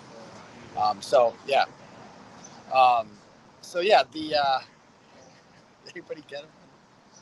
Dude, he rips butts. It's I did not picture that guy ripping butts, but he's so mediocre. And then the whole place hated him when they were when Auntie Bev turned off the AC. She gave him 3 warnings to speak up. He refuses to stand next to the microphone for some reason. And so, the AC's blasting. It's nice in there. And then all of a sudden she's like, guess we're going to have to turn the AC off, Mr. Lally, because you can't fucking talk or stand next to the microphone like a normal person. And then Yannetti came back on and they put it on. So anyway, I am going to go back inside. But I just wanted to do an update there. Hopefully you guys are enjoying this. It's been interesting, and we will talk later. Back to the microdots. Peace.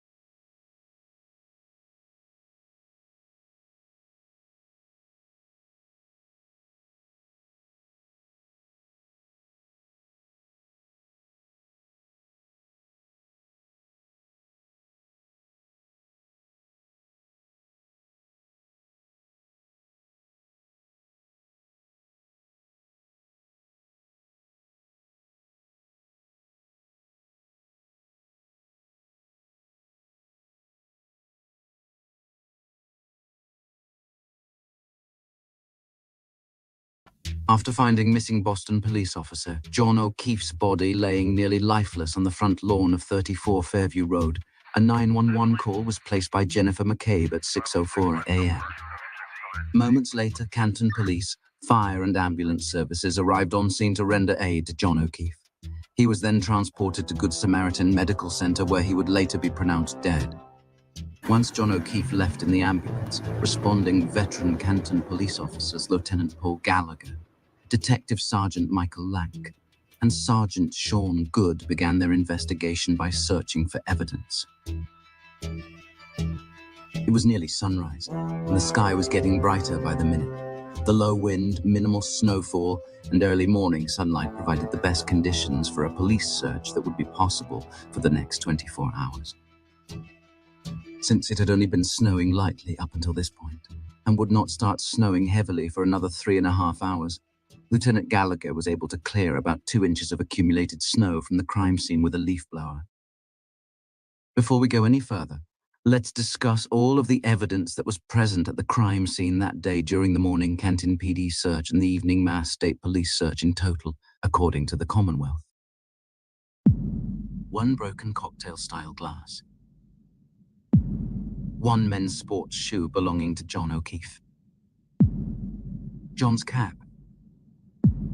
6 blood samples collected from the snow using improvised red plastic cups borrowed from a neighbor.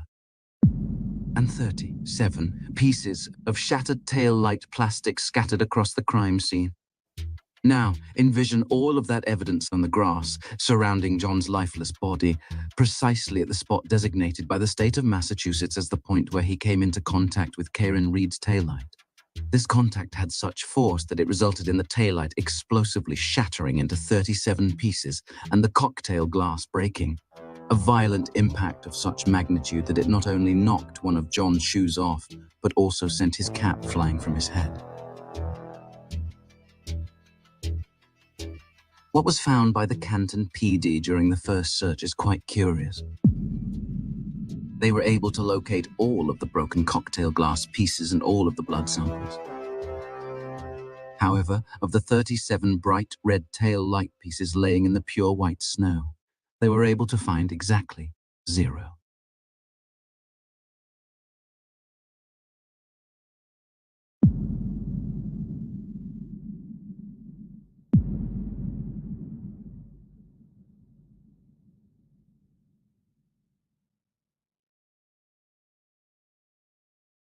The Canton PD's morning search had concluded as the case was being transferred to Detective Michael Proctor of the Massachusetts State Police. As the clock neared 10 a.m., the blizzard intensified dramatically, subjecting Canton to a relentless onslaught of 2 to 4 inches of snow per hour. Throughout the day, the Massachusetts State Police Special Emergency Response Team, also known as CERT, remained on standby, poised with the command to initiate their own investigation of the crime scene. They were acutely aware that each passing minute only added to the accumulation of snow on the ground and diminished the available daylight for their search. However, CERT team leader Kevin O'Hare received a call from State Police Lieutenant Brian Tully, stating he did not have authorization to start the search yet. The reason for this many hours-long delay remains unknown.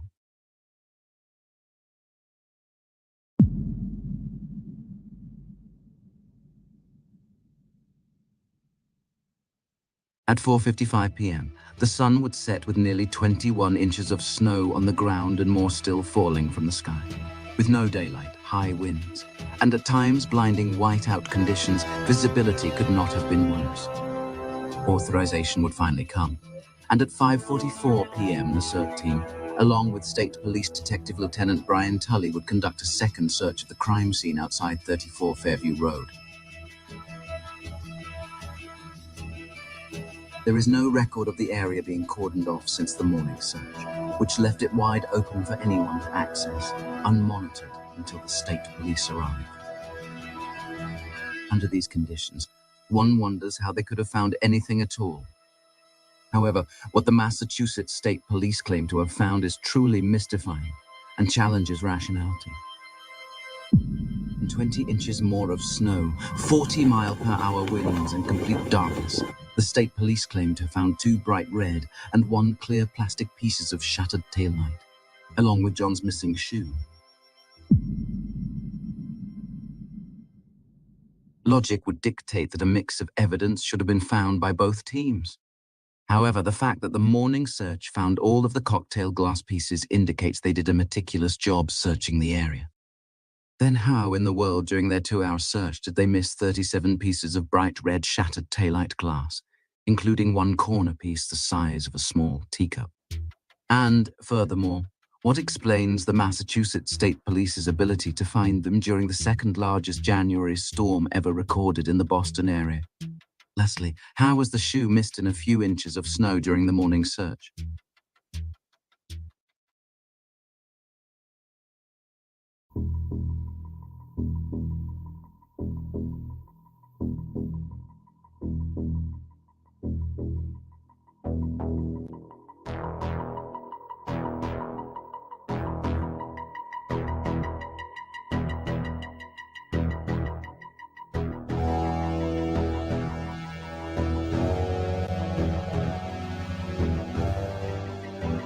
Earlier that afternoon, troopers 𝗵𝗂𝗃 and Proctor took a 30.5-mile drive to Karen Reed's parents' home in Dighton, Massachusetts.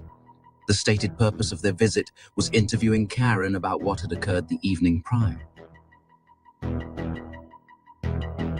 Excerpt from the Commonwealth Statement of Case, dated June 2022, and signed by Assistant District Attorney Adam C. Lally. At approximately 4:30 p.m. on January 29th, troopers 𝗵𝗂𝗃 and Proctor arrived at a residence in Dighton, Massachusetts, the home of the defendant's parents. Upon their arrival, they observed a large black Lexus SUV bearing registration 3G684, registered to the defendant, parked outside the garage door in the driveway to the home. The troopers observed the rear right passenger side taillight to be shattered and a large red piece of plastic to be missing from the taillight.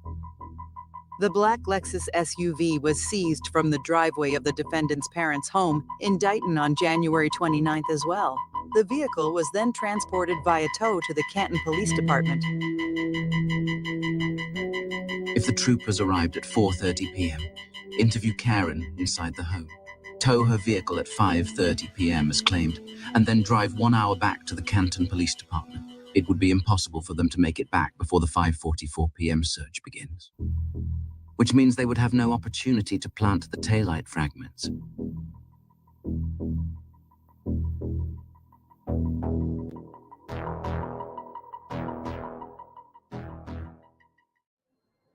On May 2nd, 2023, award-winning journalist Aidan Kearney from Turtleboy Daily News would break a story that would profoundly shake the foundation of the case and cast doubt on the integrity of both the Massachusetts State Police and the Norfolk District Attorney's Office. Kearney reported the existence of time-stamped video footage from the Reeds' home, showing Karen's vehicle being towed at 4:12 p.m. And he would go on to report more evidence in the form of public records requests to the Dighton Police Department, ultimately proving that the troopers arrived at 3:27 p.m. and were gone by 4:17 p.m. This means Trooper Proctor and the vehicle were unaccounted for a period of 1 hour and 18 minutes, and that they had plenty of time to reach the crime scene before the 5:44 search began. And that they lied about the timeline on official court documents in a murder trial. Quoting Aidan Kearney, "What these people are doing is evil and tyrannical, and we will never stop exposing their lies until each and every person who helped cover up the murder of John O'Keefe is criminally charged."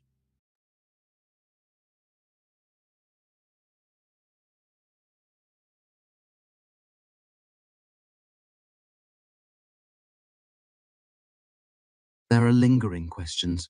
Why did the Massachusetts State Police decide to tow Karen's vehicle to the Canton Police Department, especially given that it was no longer an active Canton police investigation? After all, there were many state police facilities in the area that would have been easier to travel to during a historic winter storm. Could the reason have been that the Canton Police Station is located a mere 1.4 miles from the crime scene? And troopers Proctor and 𝗵𝗂𝗃 had a small, closing window of time to get there before the evening search commenced. And as first reported by Turtleboy Daily News, why, In a recent court document, has the Commonwealth discreetly revised their timeline of these events. Over a year after they were affirmed as factual by Assistant District Attorney Adam Lally and District Attorney Michael W. Morrissey. Why didn't Lucky see a body on the lawn? Why was the Ford Edge parked in front of the crime scene for over an hour at 2:30 a.m.? Why did Jennifer McKay Google how long to die in cold at 2:27 a.m.? Where is all the missing evidence? Why weren't all of the people present in the house that night interviewed, and why was it never searched? With Aidan Kearney's investigative work exposing the inconsistencies and misdeeds surrounding the case, the truth has become increasingly undeniable. The legacy of Officer John O'Keefe has become a symbol of the enduring pursuit of truth and justice, and his memory serves as a reminder of the power of interested citizens, coupled with relentless investigative journalism.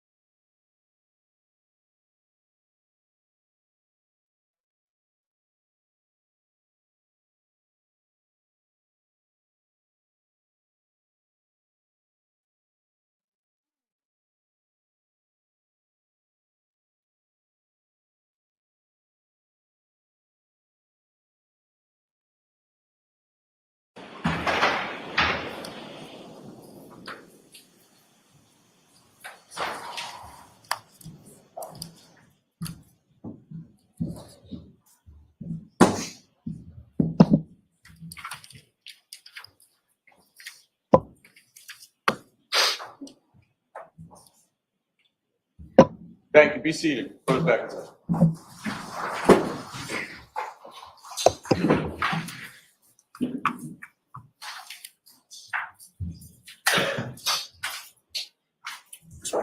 Thank you, sir. All right, Ms. Giannetti, you can go back to the podium. Thank you, Your Honor.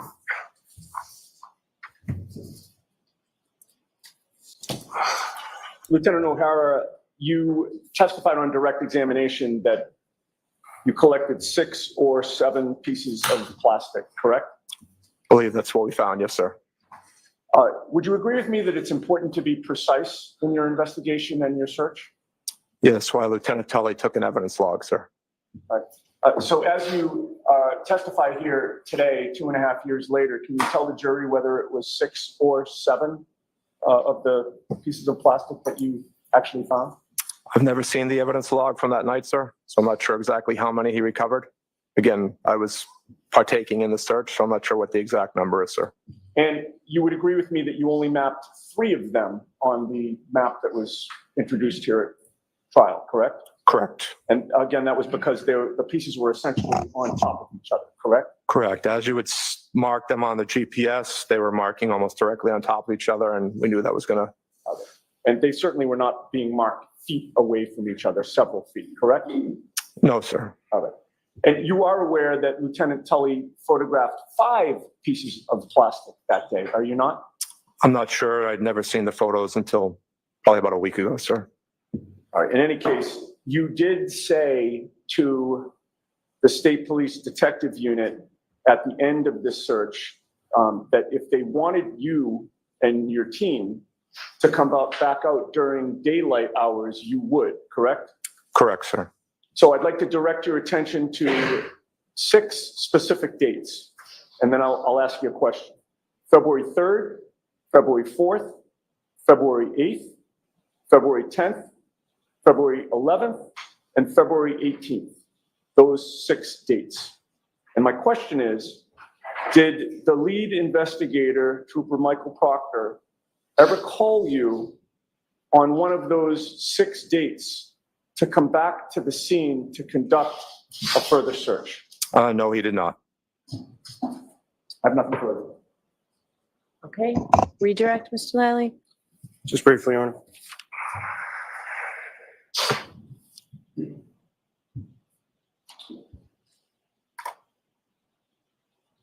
So Lieutenant O'Hara, with respect to both yourself and Lieutenant Tully, as far as being dispatched, that decision comes from above both of your heads with respect to each of your units. Is that fair to say? That's correct, sir. You were asked some questions about a daily journal. Can you describe for the jury sort of what that is or what kind of information would typically be kept in that? That would just be our day-to-day activities. We'll give a quick gist of what we're doing each day. Be more general than doesn't get too thorough. You had made mention during your testimony of some other documentation that would be more specific. Is that correct? Correct, sir. And what would some of those be and how would that be more specific? That's a report that gets generated through our mission manager software, so it creates a little bit more detailed response. And are you familiar with an AVL? I am, yes, sir. And what is an AVL? It's the geotab GPS on the cruiser's automatic vehicle locator system. And the vehicle that you were operating that day, was that equipped with an AVL? Yes, it was, sir. And is that how you're able to tell the precise time of your arrival on scene? Correct, sir. As well as each member of your unit, is that correct? Correct, sir. Now, as far as the items and where they were, again, I just asked from the photographs that were marked as exhibits before, where the items were when they were located by members of your team, they were photographed as they lay, is that correct? Correct, sir. As they were discovered, they were photographed. So regardless of inches versus feet versus whatever distance it was, you didn't measure that, is that correct? We did not, no, sir. But as far as where they were actually discovered or where they were recovered, they were photographed where they were when you found them, correct? Correct, sir. Nothing further. All right. All right, Lieutenant, you are all set, sir. Thank you, Your Honor. Thank you. Appreciate it. Need this journal back. Thank you. Thank you. Mr. Yannetti, this is your paperwork, I believe. Thank you, Ron. All right, Mr. Lally, your next witness, please. Yes, Your Honor. The Commonwealth call Ms. Maureen Hartnett to the stand.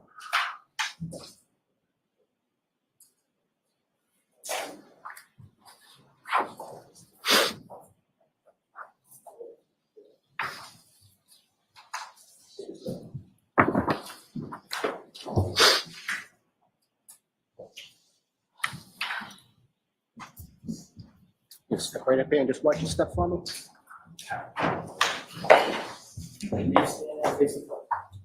You solemnly swear the evidence given to the court and jury in the case now hearing the truth, the whole truth, and nothing but the truth, so help you God. Yes.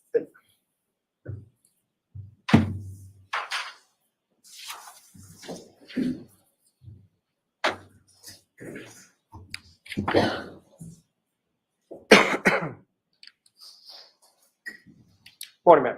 Good morning. Could you please state your name and spell your last name for the jury? Maureen Hartnett, Hartnett. All right, Ms. Hartnett, I know I'm going to ask you throughout this to keep your voice up, okay? Okay, thank you. Thanks. And Ms. Hartnett, what do you do for work? I'm a forensic scientist too with the Criminalistics Unit and Crime Scene Response Unit at the Massachusetts State Police Crime Laboratory. And how long in total have you been with the Massachusetts State Police Crime Lab? In total, approximately 8 years. And I'm going to ask you some questions, just a little bit about your educational background. Where did you go as far as your undergraduate was concerned? I have a Bachelor of Science in Biology from Bridgewater State University. And following receipt of that degree, where did you go from there? I have a Master of Science in Forensic Science from the University of New Haven. And after you received your master's, where did you go after that? I was then hired by the Massachusetts State Police Crime Laboratory. And when you're initially hired, you mentioned that you're a forensic scientist 2 now, is that correct? Yes, correct. So when you're initially hired, or when you were initially hired at the State Crime Lab, what was your position and what did that entail? Are you referring to back in 2004 or in my current hire? You're back in 2000. In 2004, I was originally hired as a temporary employee in the CODIS unit. And what is it that you did there? I collected blood samples for the DNA database. And did you receive any sort of training in regard to that work? Yes, I was trained on how to properly collect and seal those samples. And what did training sort of consist of in reference to that? I demonstrated being able to take those collections and then properly store them and seal them. Now, your current position, what is your position at the crime lab now? Currently, I'm a forensic scientist 2 in the criminalistics unit and crime scene response units. And what is sort of the difference between a forensic scientist 2 versus a forensic scientist 1? A forensic scientist 1 is still in training at the crime lab.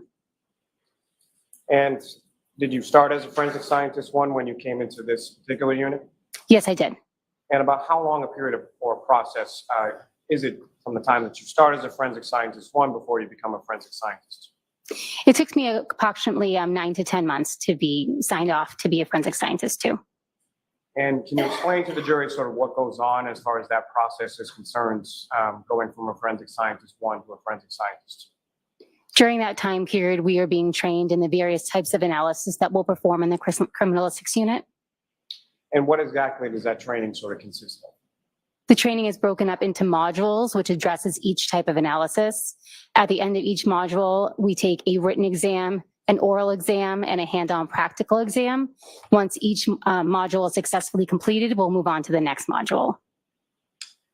And what are your duties as a forensic scientist in the criminalistics unit and the crime scene response? In the criminalistics unit, I examine items of evidence submitted by law enforcement personnel or crime scene responders for the presence of biological fluids such as blood, semen, and saliva, as well as trace materials such as hairs and fibers. I also perform gunshot residue collection and damage analysis. And with respect to the crime scene response unit? For the crime scene response unit, I respond to crime scenes. I document crime scenes, analyze or test evidence, preserve the evidence, and then transport that evidence back to the crime lab. And now, with reference to your training experience, specifically in the crime scene response unit, what is, based on your training experience, what is sort of the definition of what is a crime scene? A crime scene is any location that may contain evidence related to a crime. Now, with regard to those 2 positions, what, if any, training did you receive in regard to those 2 units that you're currently in while you were at the lab? I'm sorry, are you speaking about the crime scene training specifically? Crime scene training, yes. Let me ask you first to start with the criminalistics. The criminalistics training, I completed modules on body fluid identification such as blood and semen, trace analysis, identification of hairs and fibers, pattern evidence such as blood stain pattern evidence, as well as damage analysis. And as far as the training was concerned with regard to the crime scene response? I received training in proper documentation using sketches and diagrams of the scene. I also received training in trace collection at crime scenes, as well as gunshot residue collection at crime scenes. Now, the crime lab that you work for, is that lab accredited? Yes, it is. And what does that, as far as accreditation, what does that mean? Accreditation is a voluntary quality assurance process that the laboratory is a part of, or an outside body evaluates our crime lab to ensure that our personnel, procedures, and instruments are held to certain scientific standards. And the outside sort of vendor or the outside accrediting agency, who is that in regard to the Massachusetts State Police Crime Lab? Our laboratory is accredited by ANAB, which stands for ANSI National Accreditation Board, and ANSI is another acronym that stands for American National Standards Institute. And as far as that accreditation is concerned, how often is that something that that your lab undergoes, or is there a certain audit process? How is accreditation sort of achieved? We are audited, I believe, I want to say every 2 years, but I'm not 100% sure. They come out to the lab and they go through certain systems or have a certain scope in which they audit us. We also do internal audits as well. And as far as that accreditation is concerned, is that something that was up to date in the month of January of 2022? Yes, it was. And is it up to date currently as well? Yes. Now, your work, I believe you just alluded to this as far as your testimony, but does your work go through some sort of review process? Yes, every assignment that I complete goes through both a technical review process and an administrative review process. Can you explain a little bit about what each of those is and what it means? A technical review process is done by an independent analyst, either a peer or a supervisor, who will look through my file and determine whether or not they can come to the same conclusions that I came to based on my notes. Are you familiar, based on your training and experience within the lab, of something called a proficiency test? Yes, I am. And can you explain to the jury what is your understanding? What is a proficiency test? Proficiency tests are given in the different types of analysis that we do at the lab to ensure that we are maintaining our competency in that type of analysis. And about how often are these administered, or how often do you take proficiency tests? For biological fluid identification, I take 2 per year. For trace identification, I take 1 per year. And for crime scene response, I take 1 per year. And these proficiency tests, are they required by the accrediting body ANAB that you were referring to? Yes, they are. And did you take a proficiency test in hair and fiber identification in 2022? Yes, I did. And what was the outcome of that proficiency test? That was successfully completed and required a remediation. Can you explain to the jury what remediation is and why this specific proficiency test required remediation? A remediation occurs when you have an inconsistent answer with that is expected by the laboratory or by the test provider. In this particular instance, I had an inconsistent answer with the expected laboratory result. And how was the remediation completed in this instance? After the inconsistent answer was identified by my technical leader, we had a verbal discussion about why I came to the conclusion I did. To be more specific, each item had 2 samples. One of the samples for item 4, I determined as being a human hair without a root, when in fact the root was present. We had a discussion on how I came to that conclusion, and then she mounted that hair back on the microscope, and we discussed different ways that I could have come to the correct conclusion. And during that remediation process, were you permitted to continue to perform casework during that time? Yes, I was. I was permitted to continue to perform casework in hair and fiber identification. However, I was temporarily asked to not perform technical reviews of my peers' work on hair and fiber identification. And was prior casework that you had completed evaluated to verify that the previous reports were issued correctly? Yes, they were. And what was the determination in regard to that? No previous casework was affected by this error. And have you since completed additional proficiency tests in hair and fiber identification? Yes, I did. And what were the outcomes of those subsequent proficiency tests? Those were successfully completed without needing any additional remediation. As far as the remediation was concerned, if you could just explain to the jury sort of what the issue was and what that remediation process looked like again. Sure. So I received 4 items in hair and fiber identification. Each item was told that they came from the same source. Item number 4 consisted of 2 items. One was a hair with a root. The other was also a human hair with a root, but I had said the root was absent. That was due to the fact that I didn't see anything like that at the microscope. It was something that was new to me.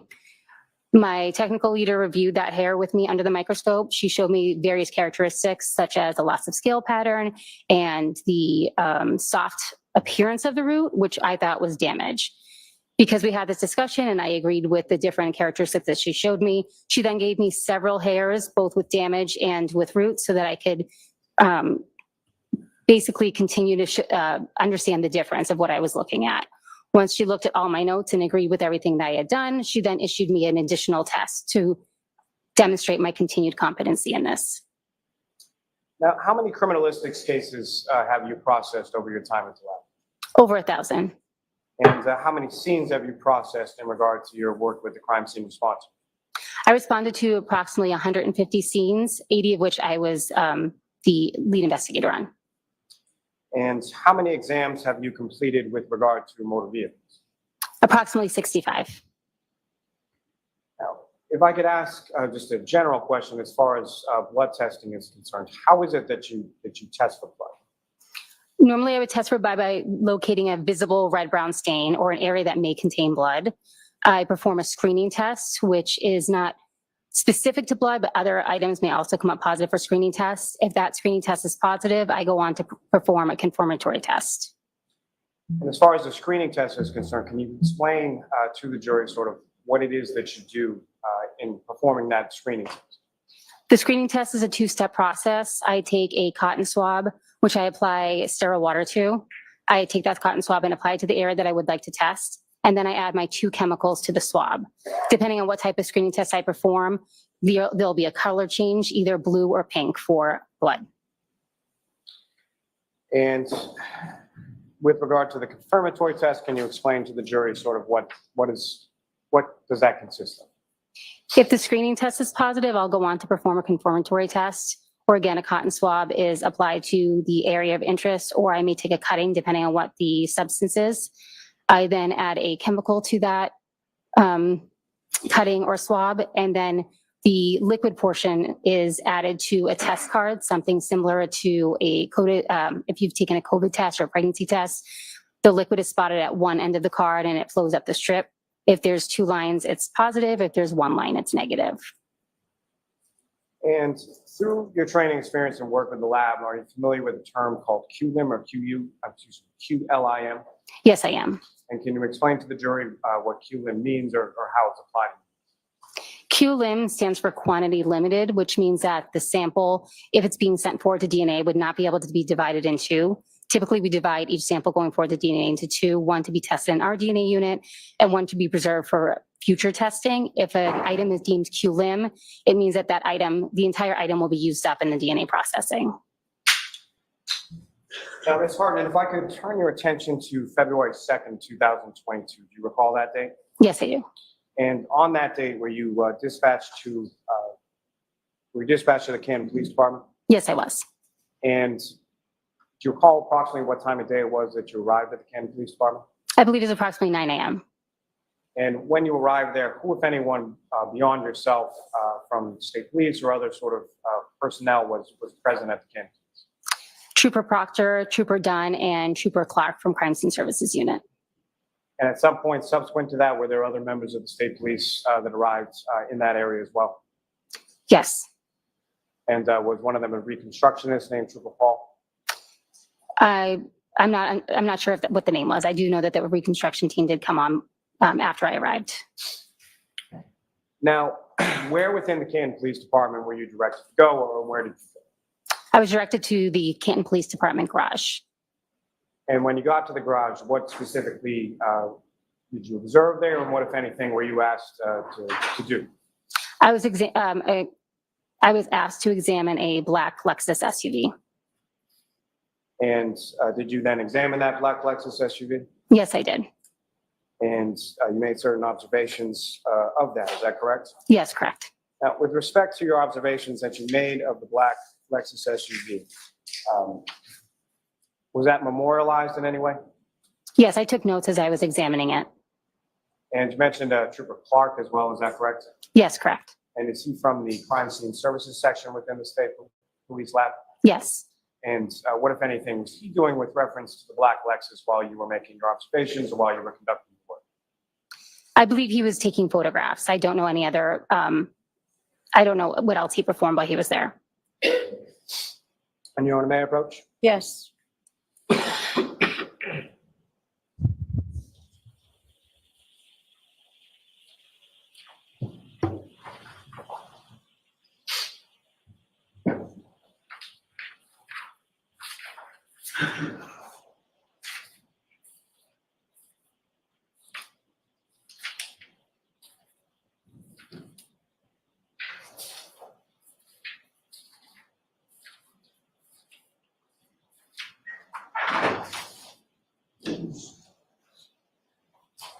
I'm showing you a 3-page document. Just ask you to look down and help me finish.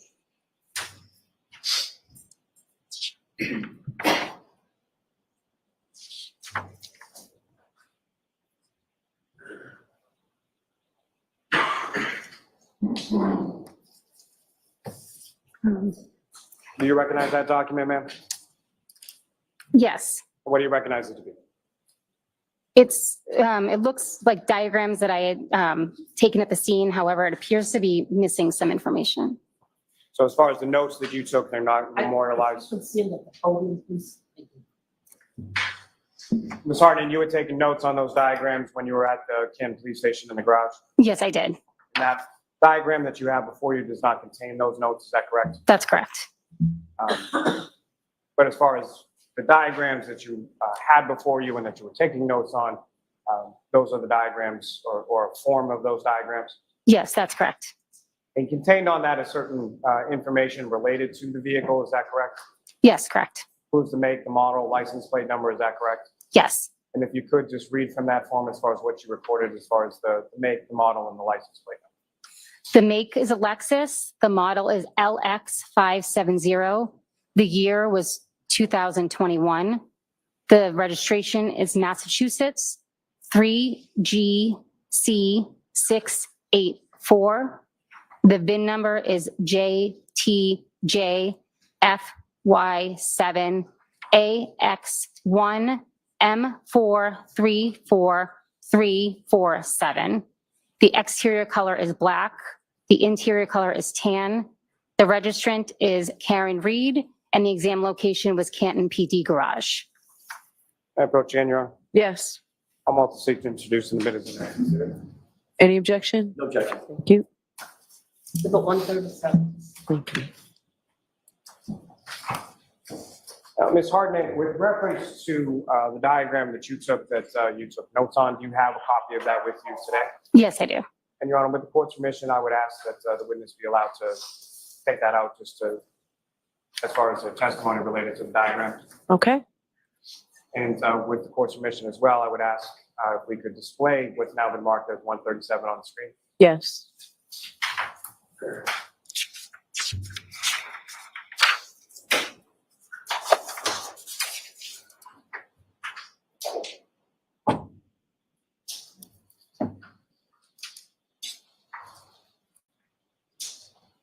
And Ms. Hartnett, before you, I believe on that desk in front of you, there should be a laser pointer.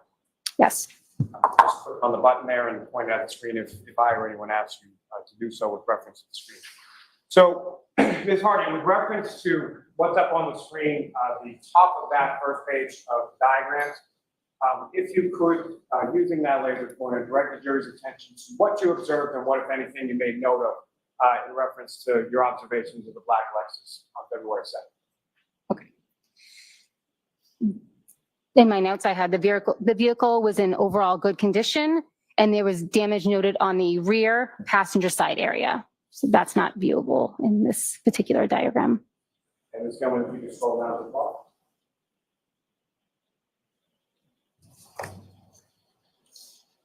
So in this area here. And as far as the damage that you noted in the right rear passenger area, what was it specifically that you noted? I noted there was a dent. Yeah, don't read from there. What did you note? There was a dent in the trunk door. There were scratches on the rear bumper, and there was a broken taillight. And Ms. Gilman, if I could have the next page, please. Now, from the diagrams that are up on the screen right now, page 2 of what's been marked as 137, if you could, using that laser pointer, direct the jury's attention to each of those observations you made and where they were in relation to the diagram. The damage to the dent, the rear door was in this area. The broken tail light was here, and then there were some scratches on the rear bumper as well. Now, in addition to scratches on the rear bumper on the area of that lift gate in the back, what if anything else did you observe sort of within that area? I observed an apparent hair on the rear quarter panel about here. And I also noted some pieces of glass on the rear bumper. Oh, excuse me, I want to say apparent pieces of glass. Now, as far as that word, when you say apparent human hair on the rear bumper, why that terminology? Why do you call it that at that stage when you're in the garage and you're making these observations? At that time, I noted that it was an apparent hair because I had not done any microscopic observation of the hair. And subsequent to that, did you do that microscopic examination of the hair that you observed in the rear area of that Lexus SUV? Yes, I did. And where was that? That was performed back at the lab. So that item was secured by yourself, taken back to the lab and examined microscopically? Yes, that's correct. Now, with reference to what you termed as the apparent glass on the rear bumper, similar to the apparent hair, why is it that you use that terminology when you're making those observations of it in the garage? I did not have any confirmation that it was glass. We refer to it as apparent glass and preserve it for the trace unit.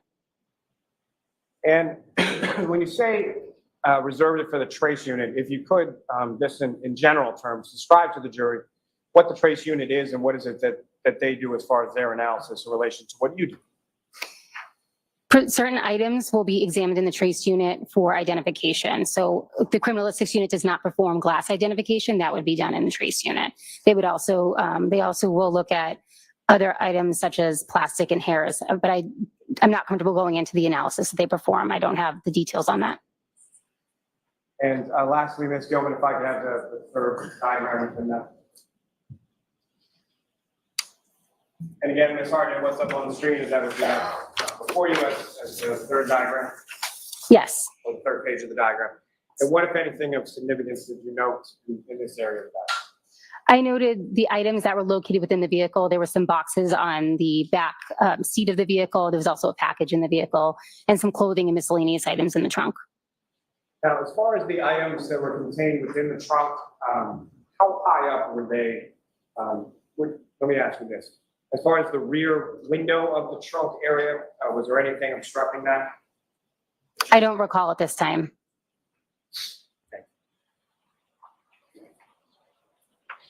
Ms. Gilman, you can, excuse me, you can take that down. May I approach again, Your Honor? Yes. I'm going to show you initially a set of 18 photographs, just asking you generally with those, and I'm just going to ask you, generally speaking, if you recognize what is contained there.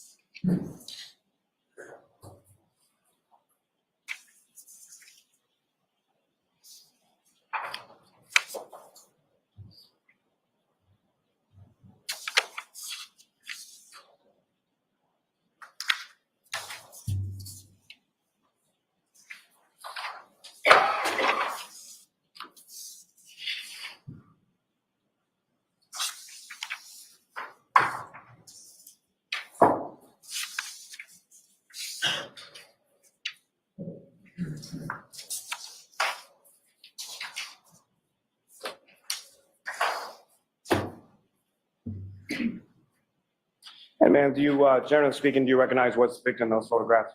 Yes, I do. And what do you recognize those? These are photographs of the black Lexus SUV that I examined at the Canton Police Department. What's contained in those photographs, is that a fair and accurate portrayal of what you observed as far as the black Lexus on that date of February 2nd? Yes. May I approach? Yes. I'll excuse the minutes of that. No objection.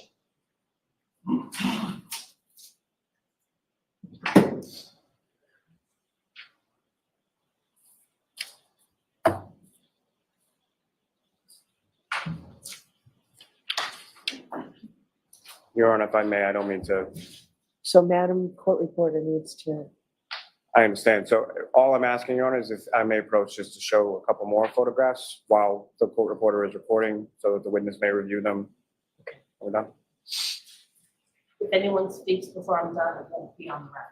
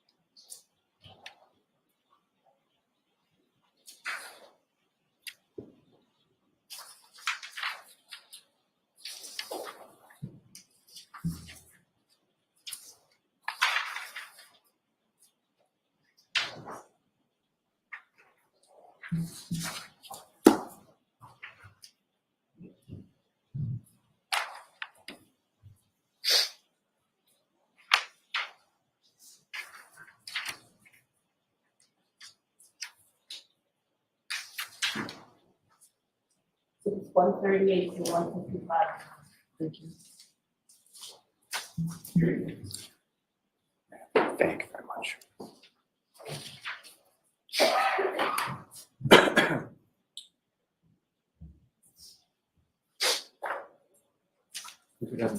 Your Honor, with the court. So, Mr. Lally, you really need to keep your voice up and the witnesses. Yes, Your Honor. Your Honor, with the court's permission, may I publish those photographs that have now been marked for the jury? Yes. And Ms. Gilman, if I could start with 2498.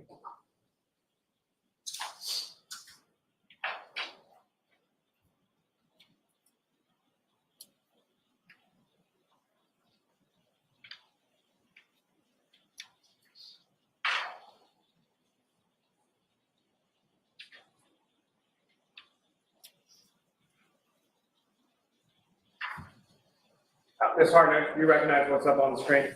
Yes, I do. And what do you recognize that to be? That is a picture of the license plate of the black Lexus SUV. And if I could have the next photograph, Ms. Gilman, 2499. Again, do you recognize what's up on the screen, Ms. Hartnett? Yes, I do. And what do you recognize that to be? That is the front end of the Lexus SUV. And Ms. Gilman, next photograph, 2500. And again, do you recognize what's up on the screen is this exhibit 140? Yes, I do. And what do you recognize within this photo? It's the exterior of the Lexus SUV. And as far as this is inside of the garage of the Kearney Police Station, is that correct? Yes, that's correct. In addition to the vehicle, is this a fair and accurate portrayal of what the inside of the garage looked like when you were there that day on February 2nd? Yes. And if I could have the next photograph, Ms. Gillen, 2501. And again, do you recognize what's up on the screen there? Yes, I do. And which part of the vehicle are we looking at in this photograph? Looks like the front passenger side of the Lexus SUV. And the next photograph, Ms. Gilman, 2502. And do you recognize what's depicted in this photograph as well? Yes.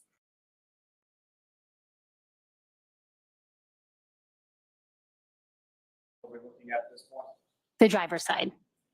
And Ms. Gilman, if I could have 2505.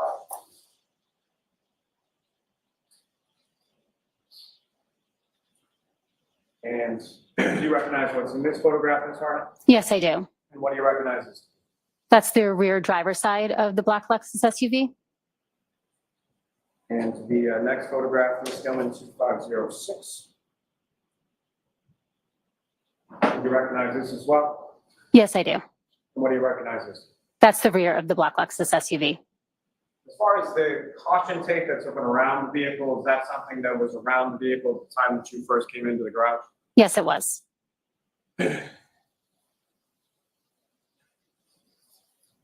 Now, from this photograph 2506, which is exhibit 145, using the laser pointer before you, if you could draw the jury's attention to the damage that you were talking about, or where you observed that located on the vehicle.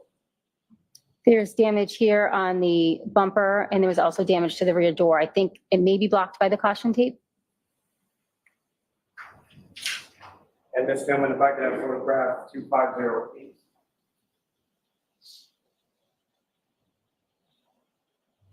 So looking now at what's been marked exhibit 147, Ms. Gilman, if I could ask you to zoom in a little. Now, with reference to the damage that you were talking about that may have been blocked by the caution tape in the prior exhibit, do you see that in this exhibit? Yes, I do. If you could, again, using the laser pointer, before you draw the jury's attention to where in this exhibit you observe that damage. Right here. It's on the rear door, right underneath the window. Now, as far as crime scene response is concerned, when you're doing this kind of examination of a motor vehicle, can you explain to the jury sort of what that process entails and what is it that you're doing over the course of your examination? I complete an overall visual examination of the vehicle, noting any damage or anything that stands out that should be recorded. I then look for any stains or material that is on the vehicle, specifically any transfer that could have been left behind by a victim. And as far as making those observations, what, if anything, do you then do with regard to those observations that you made from visual inspection? I'll then perform testing on any stains that I did note or any areas of interest, and then collect anything that needs to be collected. Now, with respect to this vehicle and this examination, what is exactly that you were requested to examine? I was informed that this vehicle may have been involved in a hit and run, so I was requested to examine it for biological material. And what, if any, information were you given upon arrival to the Kearney Police Department in regard to that vehicle? I was informed that the victim had scratches on his arm, as well as the fact that the car had been towed through a blizzard. And did you perform any testing with relation to the vehicle? Yes, I did. And what was that testing that you performed? I performed blood screening on the lower lying areas of the undercarriage, on each side of the tire flap, as well as the edge of the bumper and the exhaust pipe. And what were the results of that testing that you performed there in the garage? Those were negative. And what, if any, evidence did you collect while you were either from the vehicle or from any other source while you were at the Kearney Police Station that day? I collected the apparent glass from the rear bumper. I collected a paint standard from the area of damage on the rear door. I also collected a paint standard from the area of damage on the rear bumper, as well as the apparent hair from the rear quarter panel. And I collected the taillight housing from the vehicle. And turning away from that just for a moment, Ms. Gilman, if I could ask for photograph 2512.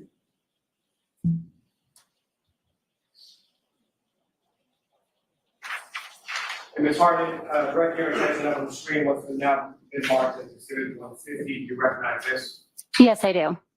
And what, if anything, of significance in relation to items collected or items you observed, do you observe in this particular photo? I observed the apparent glass on the rear bumper. And Ms. Gilman, if I could have photograph 2515.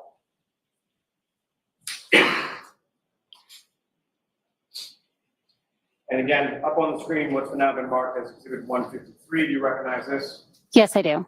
Now, as far as that area that you were talking about where you recovered, which you termed initially in the garage as an apparent human hair, do you see the location of that within this photograph? Is it possible to zoom in a little bit on the area right next to the rear chair light?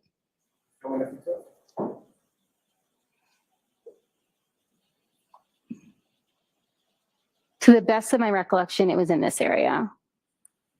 Now, as far as areas where you observe certain items or where damage is indicated or observed by you, is that later marked in some fashion? I note the damage in my notes. But as far as on the physical item itself, is that marked in any way, shape, or form? Yes, I'll use stickers to indicate areas that I would then refer to back in my notes. So that second set of photographs that I placed before you when the stenographer was marking those exhibits, do you generally recognize what's depicted in those photographs? Yes. What do you recognize those? These are pictures of the interior of the black Lexus SUV. May I approach, Your Honor? Yes. Your Honor, I'm on the seat to introduce in a minute. Just 4 photographs of the next exhibit.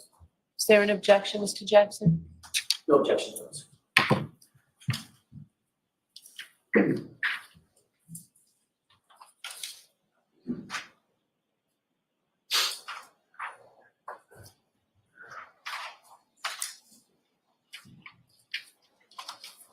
$156 to $159.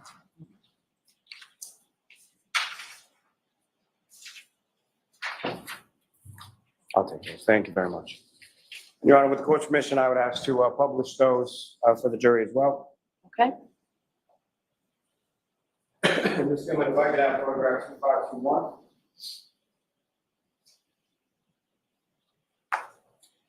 Ms. Harden, again, direct your attention to the screen. Do you recognize what's now been marked as exhibit 156?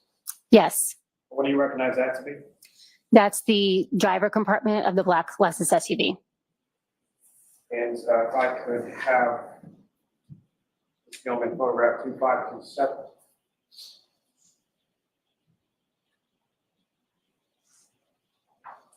Your Honor, may I have just a moment with counsel? Okay.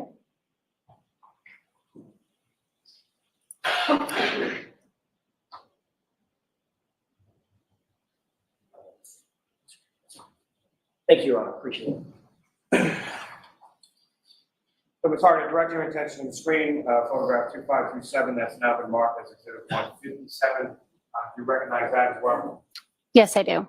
And what is depicted in that photograph, ma'am? It's the front seat area of the black Lexus SUV. And specifically, as far as the center console area of that vehicle, is that fair and accurate portrayal of what you observed inside the vehicle on February 2nd? Yes. And lastly, from this packet, Ms. Gilman, if I could have photograph 2535.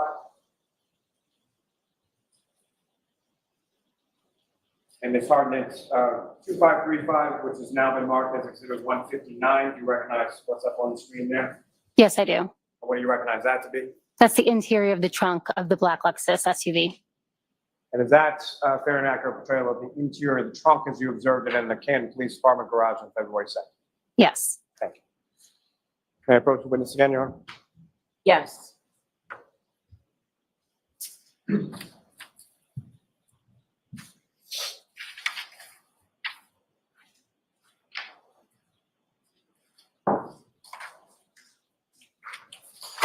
I'm showing another series of 9 photographs, and just ask you to look at those.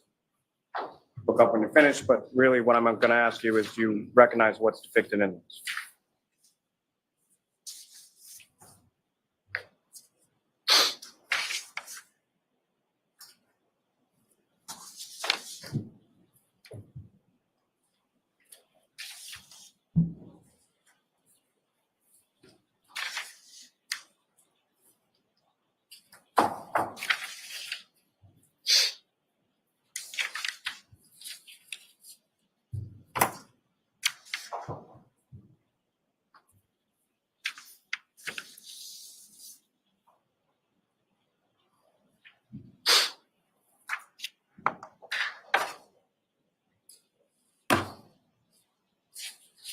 And do you recognize what's depicted in those photographs, ma'am? Yes, I do. And generally speaking, what's depicted in those 9, that set of 9 there?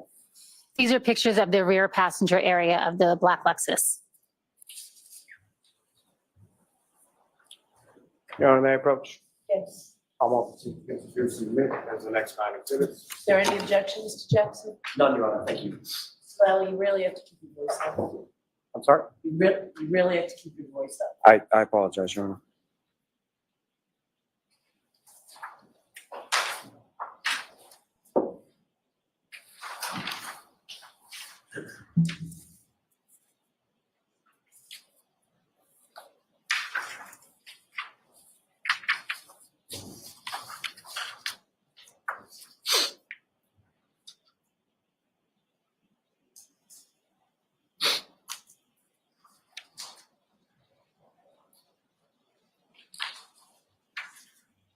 160 to 166 one. I'm sorry, 26.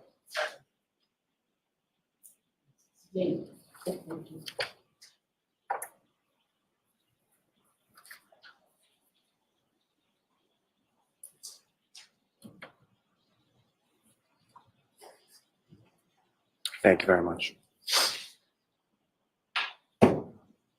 Your Honor, with the court's permission, may I publish portions of this for the jury as well? Okay. Ms. Gilman, if I could have photograph 2539.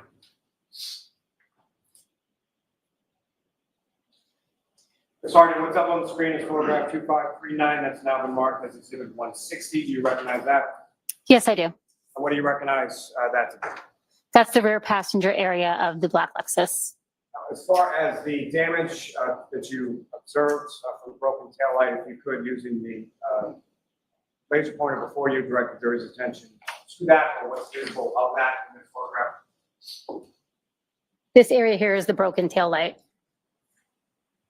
And Ms. Gilman, if I could have next photograph 2540. Now exhibits 161. Again, it's hard if you could, using that laser pointer, direct the jury's attention to where you observe, if anywhere in this photograph, damage to the right rear passenger. There's damage in this area here to the rear tail light. From the damage that you observed, it essentially wraps around from both the back and from the passenger side of the vehicle. Is that correct? Yes, that's correct. And Ms. Gilman, if I could have photograph 2554.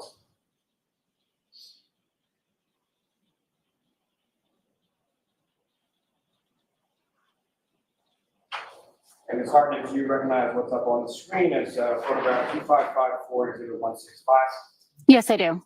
And talking before, earlier in your testimony, about some stickers or some sort of evidentiary marker that you would put on an item that you're examining, correct? Correct. Do you see any of that in this photograph here? Yes, I do. And could you direct the jury's attention using laser pointer to where you observe that and what, if any area of damage or what that's to note? There's a sticker here, and I know you can't see it. I don't know if you can zoom in.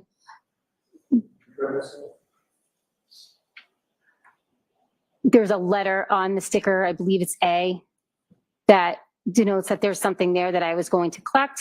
And right next to that sticker here is the apparent hair that I noticed.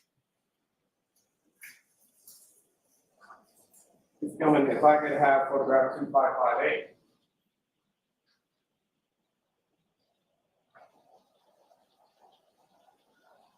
My apologies, 2556.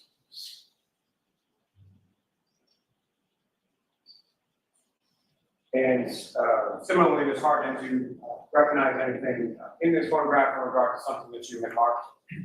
Yes, that's the rear bumper of the SUV. And Ms. Gilman, if you could zoom in a little on that placard.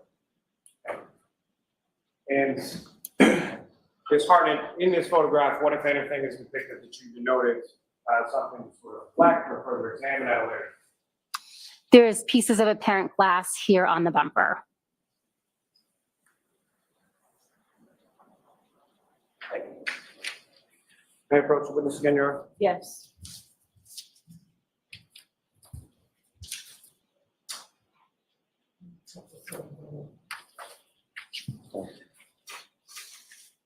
I'm showing you another series of 4 photographs. If you could just throw those up on your pen.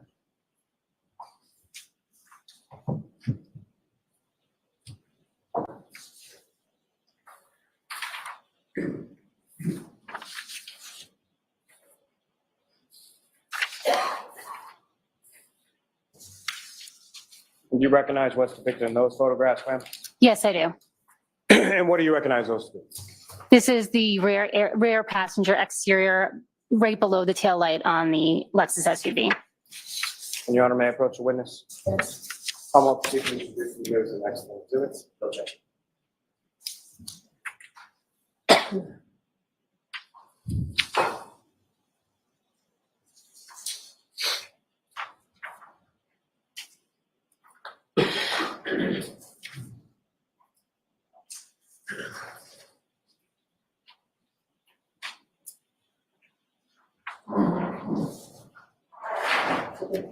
169 to 172.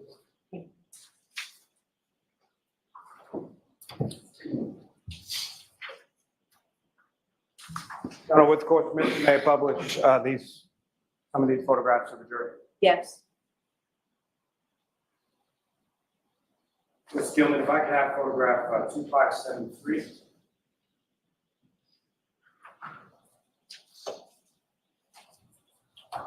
Sergeant, again, photograph 2573, what's now marked as exhibit 169. You recognize what's depicted in this?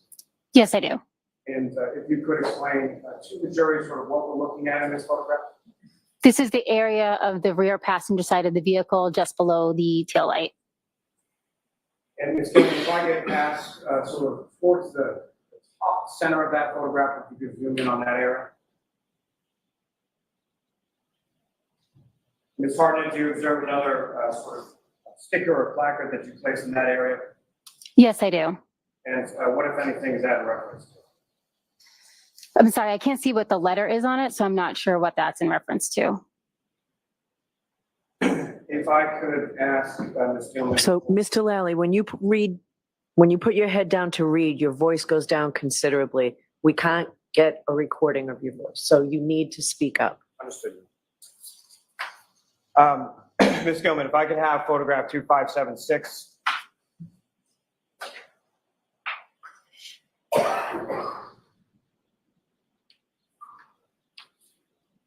And Ms. Gilman, if you could, with reference to the two areas up on that, if you could zoom into that area.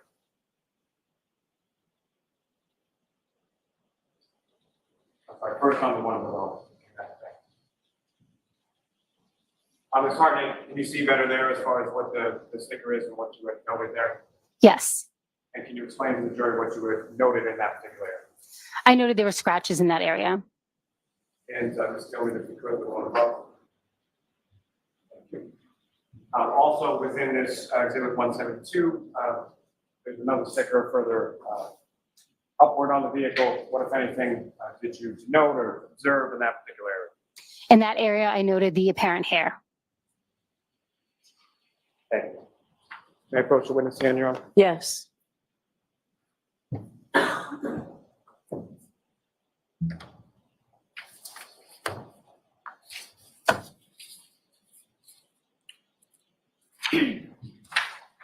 There's another series of photographs of this asking the same question. If you could take a look at those and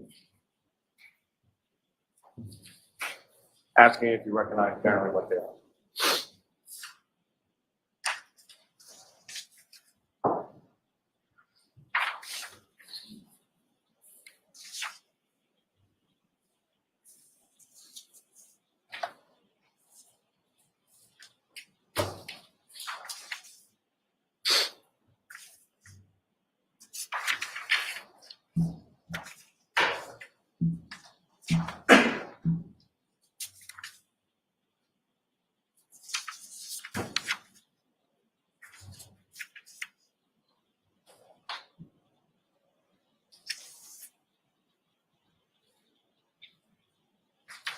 Next question, Mr. Lally. I'm sorry, Your Honor. May I approach? Yes. I'll call on to introduce the witness, the next exhibits. No objection.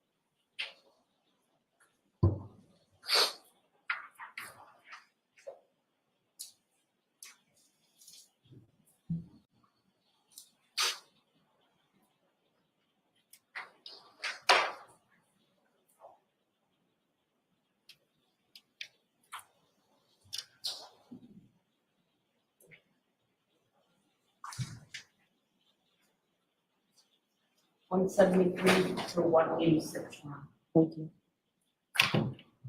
Thank you very much. Your Honor, with the court's permission, and asked to publish some of those photographs as well. Yes. Ms. Gilman, if I could have 2558.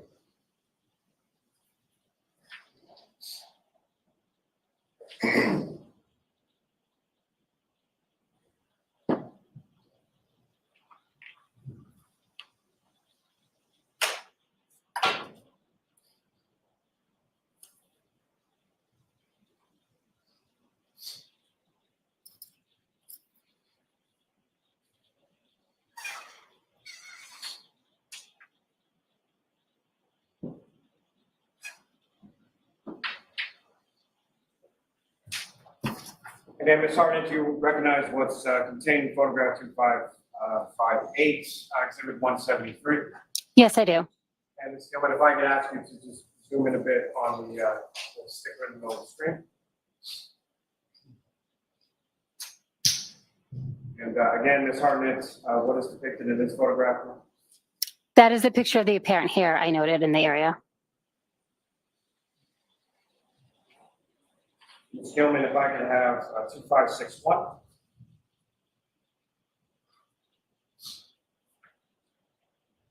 For the record, this is exhibit 176. Ms. Gilman, if I could ask you to zoom in a bit on the sticker in the middle there. It's hard to recognize what's depicted in this exhibit. Yes, I do. What do you recognize that to be? That's the damage I noted on the rear door.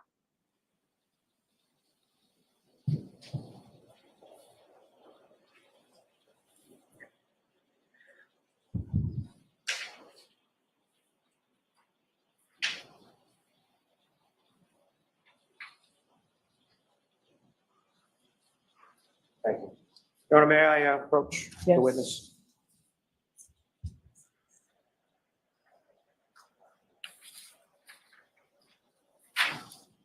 I'm showing you a series of 3 photographs. Those that we finished.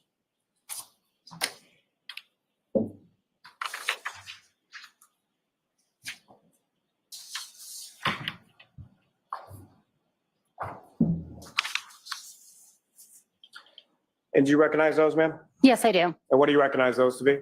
These are photos that I took of the taillight housing back at the lab.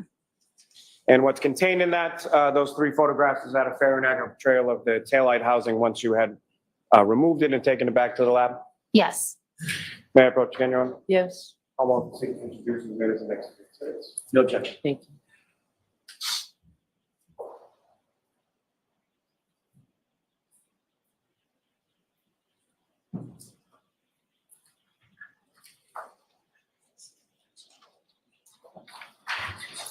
One 187 to 189.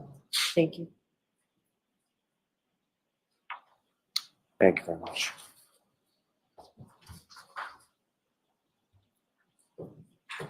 And so, Ms. Hartnett, before we get to those photographs, I do have a few questions. So it makes no difference to me, but I think we can turn the light back. Thank you, Mr. Officer.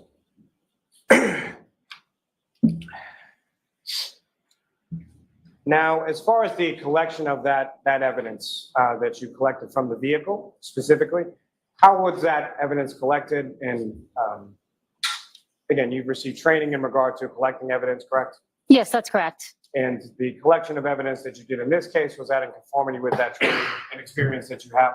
Yes, it was. And so how did you collect those pieces of evidence from the vehicle on that particular? It depends on what the item was, the taillight specifically, is that what you're asking about? Well, first, let me ask as far as the hair, and then I'll move on to some other items if that's all right. So as far as the hair was concerned, how was that collected? I would have collected the hair with tweezers, put it in a glassine envelope, and then put that into a larger manila envelope. And as far as those steps that you take, as far as the collection is concerned, what are some of the concerns for that, or why is it that you take those steps? Prior to touching any evidence, I would put on gloves. I'm not sure in this case whether I used disposable tweezers or reusable tweezers. If I used reusable tweezers, they would have been bleached prior to my using them to prevent contamination. And so each of those sort of steps that you take in your collection process, is that fair to say that it's in an effort to combat contamination? Yes, that's correct. Now, with regard to the paint chips or the paint standards from the vehicle, how did you collect those?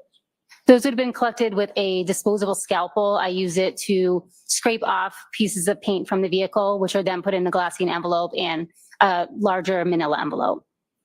And as far as the pieces of glass from the bumper area of the vehicle, how were those collected? I collected those with gloves. I may have used tweezers. I don't recall at the time, but again, if I used tweezers, I would have used bleach tweezers or disposable tweezers. Now, as far as that taillight assembly was concerned, how was that collected, or what, if any, issues did you have with regard to collecting? I removed the taillight. Once I had the taillight housing in my possession, I did have trouble disconnecting it from the vehicle. So a police officer on scene did help me disconnect it from the vehicle so that I could properly package it. And as far as what exactly was it that that officer helped you do, or what, if anything, did he do? I believe he just removed, helped undo the wires that were in the back of the taillight so that I could properly hold it and didn't have to place it down anywhere. So you had two hands on the taillight as he was performing that, is that correct? Yes, I believe I did.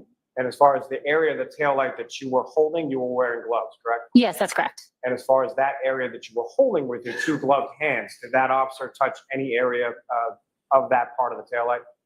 Not to my recollection, no. And do you recall whether or not that officer was wearing gloves himself when he disconnected that wiring? I don't recall. Now, as far as once you removed that taillight from there, what, if anything, did you do with the taillight there? I put it into a brown paper bag and then transported it back to the lab, where I then properly secured it in a box with added cushion from additional paper to ensure that no additional damage was done. Now, with respect to your time at the Canton Police Station, were you presented with any additional evidence by any officers from the Canton Police? Yes, I was. And what were those items? I was presented with a broken drinking glass that was reported to have been recovered from the scene at 34 Fairview Road. I was also presented with several solo cups filled with frozen red-brown stains. Now, starting with the drinking glass, what, if anything, did you do with regard to the drinking glass? I packaged it in a brown paper bag. And with regard to the cups with red-brown stains contained within, what, if anything, did you do with regard to that? I allowed the cups to thaw, and then I took 2 sterile swabs, like something similar to a Q-tip, and collected a sample from the red-brown stains in those cups. And then what, if anything, after you took the swabbings from those solo cups, let me ask first with regard to the solo cups, what were done with those? I'm sorry, can you repeat that? Sure. So after you took the swabbings from the red cups, what, if anything, was done with the red cups? I returned those to the Canton Police Department to store as they saw fit. And as far as the swabbings that you took, what did you do with those? I secured those in a glassine envelope and a larger envelope, and then transported those back to the lab. Now, after your examination on scene, you returned back to the lab, correct? Yes, that's correct.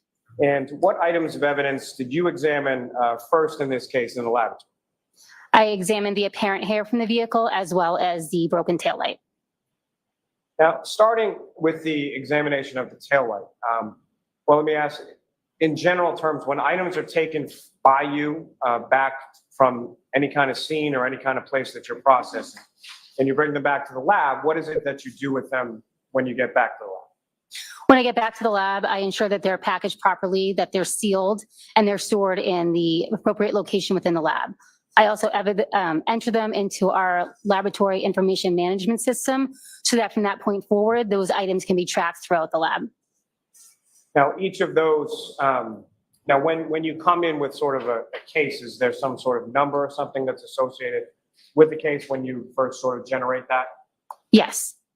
And do you recall the case number that you assigned or was assigned with regard to this investigation? Yes, I do. And what is that case number? The case number at the lab was 22-2184. Now, with regard to each specific item of evidence that's taken back to the lab and logged in, what, if any, numbers are assigned or associated with those particular pieces of evidence? Each piece of evidence is given an independent lab item number. Now, with respect to the taillight, that was labeled as 3-1, is that correct? That's correct. So with respect to item 3-1 or the taillight, can you explain to the jury the examination process that went into that? Sure. I prepped my workspace by spraying it down with a 10% bleach solution. I also sprayed down any reusable utensils that I would need to use. I then applied a piece of butcher paper to protect the lab bench and prevent contamination. I would put on gloves, my lab coat, and mask before I examine any item of evidence. And then I took photographs of what the packaging looked like and then photograph of the piece of evidence itself.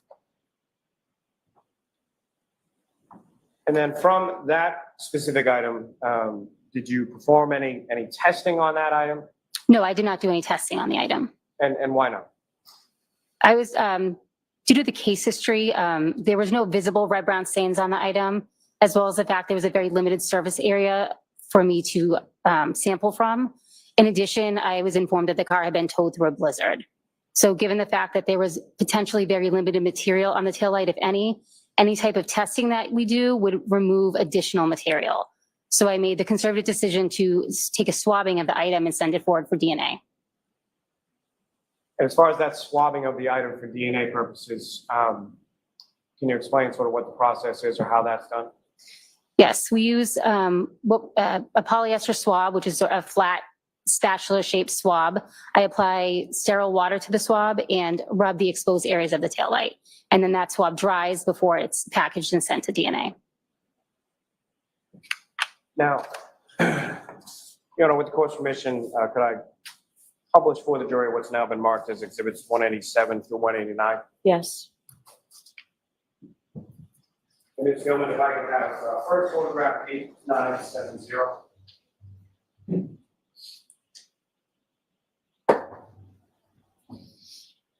Now, Ms. Harding, directing your attention to up on the screen now is exhibit 187. Again, do you recognize what's depicted in there? Yes, I do. And what do you recognize it to be? That is the taillight that I removed from the black Lexus SUV. And Ms. Gilman, if I could have 8971, next photograph. What's now on the screen is exhibit 188. Again, do you recognize what's depicted there? Yes, I do. And what is depicted there, and what, if anything, is in addition to the taillight, what, if anything, are you? That is the taillight from the black Lexus SUV from a different angle. I'm holding up a ruler to show the scale of the item. And lastly, photograph 8972 to 189.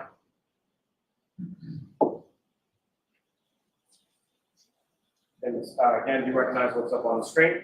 Yes, I do. Can you explain to the jury what we're looking at, perspective-wise, and what, if anything, you're doing in this book? That is the back side of the taillight. And again, I'm holding up a ruler to show the scale of the item. Thank you. Ms. Gilman, you can take that time.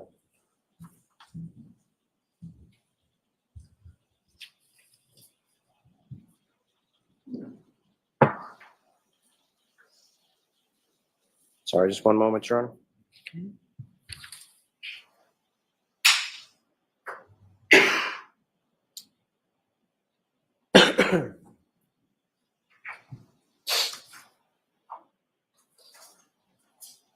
Now, Ms. Hartnett, from your initial response to the Canton Police Department, you secured a number of different items from the Canton Police Station that day, correct? Yes, that's correct. And those were labeled subsequently as items 3-1 through 3-13, is that correct? Yes, that's correct.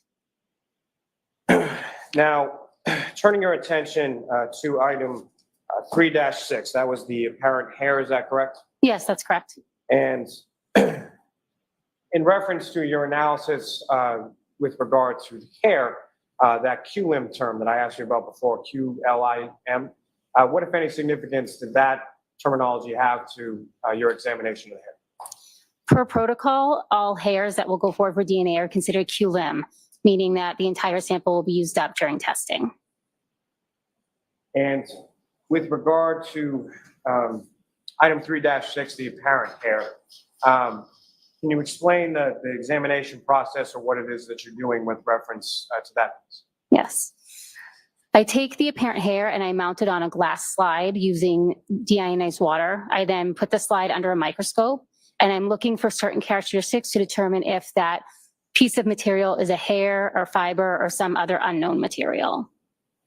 And as far as your examination is concerned in that microscopic analysis, what are some of the things or what are some of the characteristics that you're trained to look for that you observed in this specific instance to give you that determination that it was a human? On the exterior of the hair, there'll be scales, and depending on the shape, it can help you determine whether or not the hair is an animal hair or a human hair. Human hair have imbricate scales, which look like overlapping shingles with a wave-like edge. That is what I observed on this hair. In addition, the internal characteristics of the item were looked at. Running through the center of a hair is a medulla, which is a channel. Animal medullas and human medullas look different in that human medullas will have an amorphous shape, which means they don't really have any shape at all, whereas an animal medulla will have distinctive or can have distinctive patterns within them. Also, the size of that medulla or channel that runs through the center of a hair in a human hair is approximately 1/3 the entire width of the hair, or in animals, it may be much larger than that. Now, as far as based on your examination of this particular item, this hair, what, if any, opinion or what, if any, determination did you come to in regard to that item that you examined microscopically here? I determined the hair was consistent with the human hair with a root. Now, as far as that item was concerned, was there any measurements that were done in reference to that? Yes, there were. And do you recall what the measurements were or what the length was? I'd have to refer to my notes if that's possible. Or may the witness refer to her notes just in reference to that?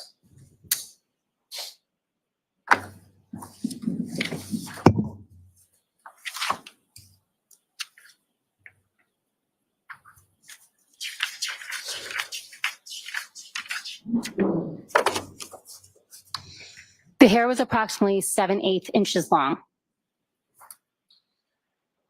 Now, with regard to item 3-6, the hair, did you perform any testing on that? No, I did not. I did not perform any testing. And why not? The only type of analysis done on hairs in the criminalistics unit is a visual microscopic examination. So where did the hair go from there? At that point, I cut the hair into two pieces, one end that contains the root and then the remaining end of the shaft. The root end went to our internal DNA unit. Now, it may be pretty well understood, but when you say root end versus shaft end, can you explain to the jury what you mean by those sort of descriptions? The root end is the end that would have been attached to the scalp, and the shaft end is just the remaining outer portion of the hair. And how is it that you're able to determine sort of the difference between the root end and the shaft end? Through the microscopic characteristics under the that I viewed. Now, with reference to that item 3-6, the hair, were any decisions made in regard to what testing could or would be performed on those samples? Yes, based on the criminalistics protocol, the root end of the hair would be tested internally in our DNA unit, and if potential testing needed to be done on the shaft end, that would be sent out to an external lab. And do you know why that is? We don't perform that type of DNA testing at our lab. And that's something, you're familiar with the term mitochondrial DNA testing? I am familiar with it, but I don't really have a full understanding of it. But as far as your understanding is the type of testing that would have had to been sort of sent out to an external vendor, that would be, the type was mitochondrial? Yes, that was my knowledge at the time, yes. Now, at some point, did you have a conversation with regard to examination of the remaining items in this case sometime in May of 23? Yes. And what was discussed? It was discussed that I would examine the clothing and some of the other items for biological testing. And specifically, there was an item 7-18, which was gray sweatshirts attributed to Mr. John O'Keefe, correct? Yes, that's correct. Now, from that, as far as sort of an additional analysis or an examination of those clothing items, what is it that you were doing and what is it that you were looking for in regard to your examination of the clothing? I examined the item for biologicals. In this case, I was looking to determine if there was any blood present on the item. I also did damage analysis of various areas on the sleeve and the front and back of the item. I also took a trace collection from the item and additional DNA samples for that, additional skin cell collection samples from the item. Now, starting first with, as far as that specific item, 7-18, the gray sweatshirt, what, if any, observations in general did you make when you examined it? There were red, brown, and brown stains on the item. There was damage from the top of the shirt to the bottom of the shirt, as well as across each sleeve of the shirt. I also noted additional damage on the right sleeve. Now, each of the areas of damage that you observed, similar to what we saw with the vehicle, were those areas marked as well? Yes, I marked each of those areas that I was going to do further analysis on with a number. And there were essentially 13 different areas on that sweatshirt that you had marked, is that correct? Yes, that's correct. May I approach the witness, Your Honor? Yes.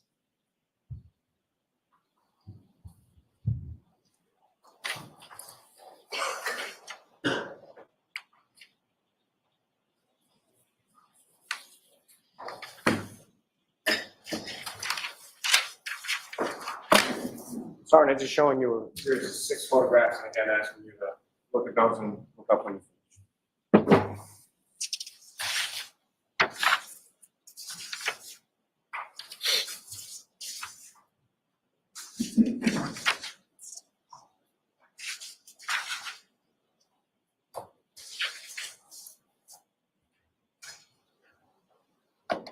And do you recognize those photographs? Yes, I do.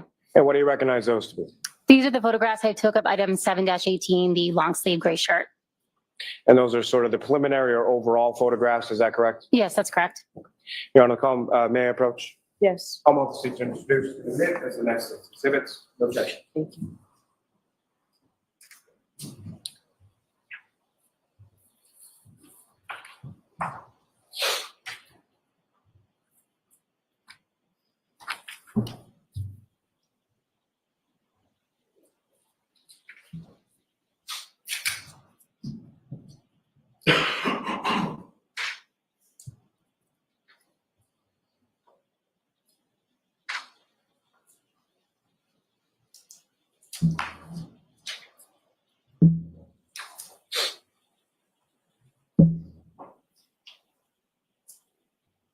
So just 190 to 195.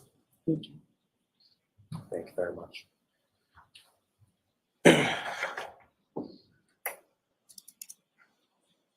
Ms. Harden, before I turn to these, I just had one follow-up question. And you had been talking about, or testifying about, sort of the difference between the root end and the shaft end of the hair. You had mentioned that the root end is typically something that will be attached to the scalp. Is that correct? Yes, that's correct. So that would be in reference to a hair that comes from someone's head, correct? Yeah, but not necessarily. We don't perform body origin identification. And so to that point, as far as the root end of the hair that was attached to the body at some point, whether it's the head, an arm, a leg, you don't know where? Correct, I do not. Your Honor, with the court's permission, I would ask to publish some of these photographs for the jury as well. Okay. Ms. Gilman, if I could have, excuse me, photograph 9789.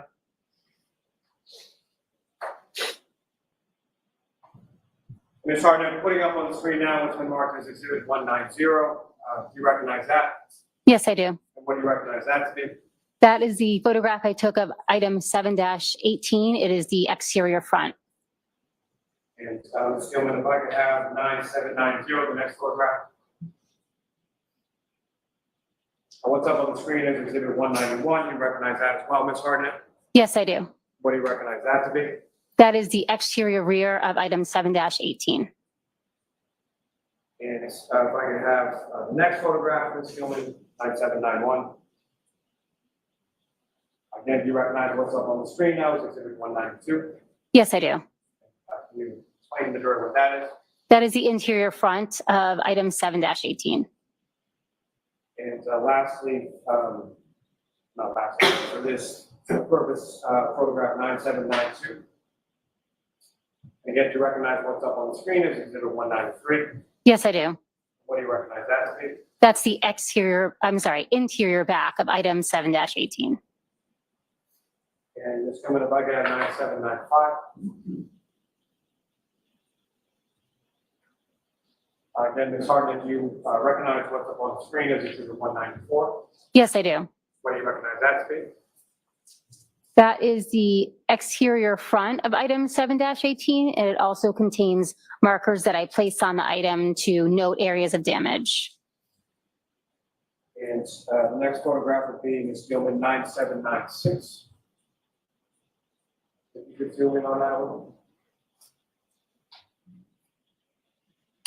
Now, Ms. Hartnett, what we're looking at here, that's the right sleeve of the gray sweatshirt of item 7-18, is that correct? Yes, that's correct. And so, starting with some of the 13 different areas that you labeled, this starts with 1, 2, 3, 4, and goes up through 9, is that correct? Yes, that's correct. Thank you, ma'am.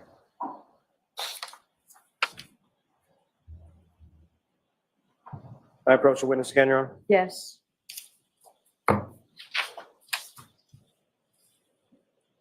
Hartnett showing you another series of photographs. Just ask if you could review those, look up when you finish.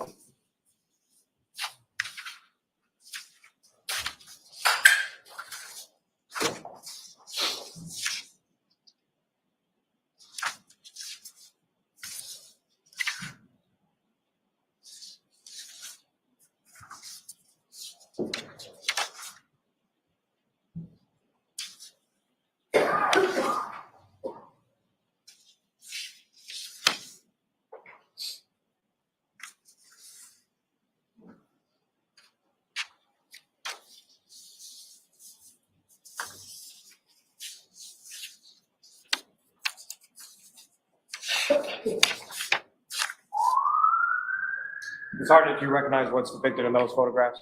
Yes, I do. And what do you recognize those to be? These are close-up photos of the areas of damage 1 through 5. Can I approach, Your Honor? Yes. Come on, to introduce in a minute, that's the next exhibits. No objection, Your Honor. Thank you. Before we begin, Madam Court Reporter, Your Honor, if I may approach just to show the next series of photographs. Okay.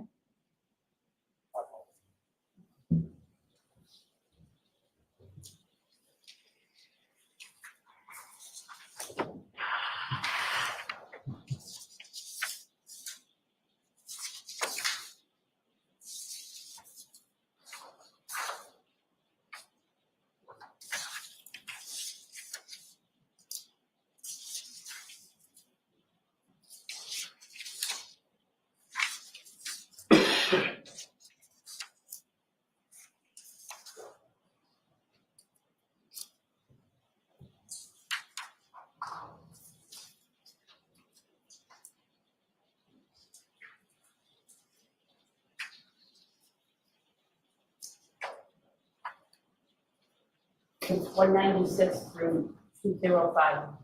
Thank you.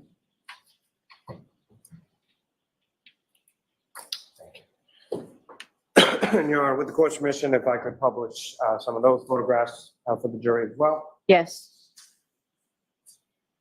Ms. Gilman, if I could have photograph 9811.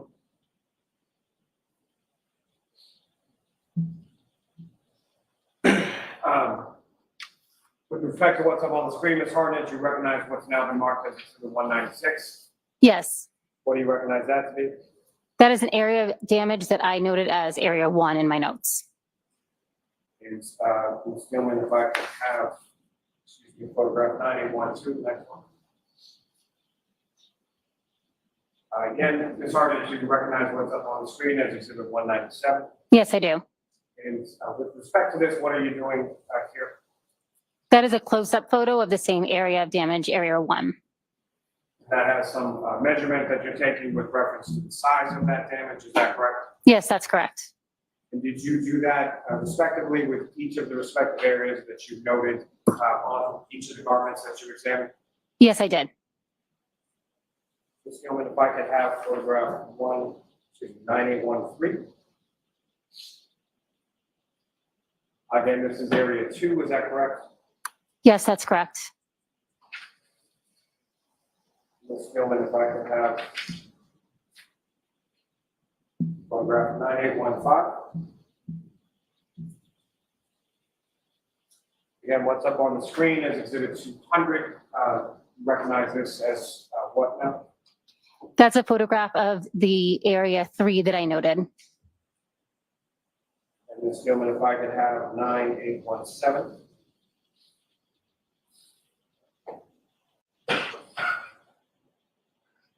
Now, with respect to what's now been marked as Exhibit 202, do you recognize that as well? Yes, I do. And is that the number 4 area that you noted on the right arm sleeve of Grace sweatshirt, Mr. O'Keefe? Yes, that's correct. And Ms. Gilman, if I could have photograph 9819. What's up on the screen is Exhibit 204. Do you recognize that as well? Yes, I do. And again, what is depicted in Exhibit 204? That's the area of damage number 5 that I had in my notes. May I approach again, Your Honor? Yes.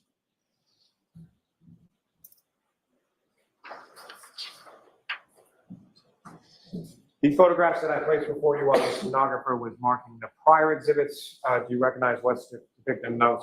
Yes, I do. And can you describe for the jury, sort of generally speaking, what's depicted in those, ma'am? These are close-up photos of areas 6 through 11 that I noted on the long sleeve gray shirt. And may I approach this retrieve, Your Honor? Yes. Your Honor, I'll seek to introduce as the next exhibits. No objection. And if I may approach the witness just to present another set. Okay.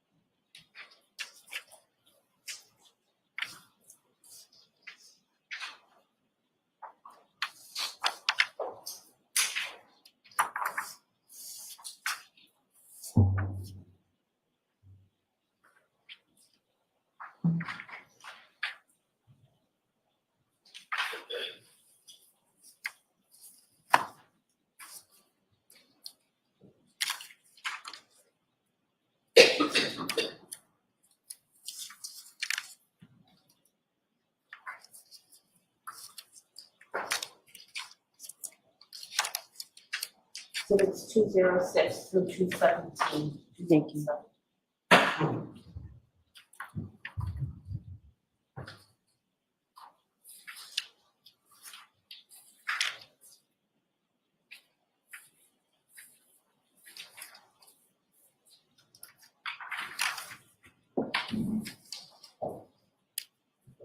So, Ms. Hartnett, what's contained in these photographs now been marked as exhibits 206 through 217. Those essentially sort of the same close-ups and then a close-up with a measurement that the jury just saw in regard to what you had marked as 1 through 5. Yes, that's correct. And this is just 6 through 11 on that same area in the right sleeve of Mr. O'Keefe's sweatshirt. Yes, that's correct. Now, with regard to the photos that I just placed before you a moment before, do you recognize what's depicted in those? Yes, I do. And what do you recognize those? These are the areas of damage 12 and 13 on the rear of the sweatshirt. Your Honor, may I approach? Yes. Come up to introduce in a minute. Okay, just place these.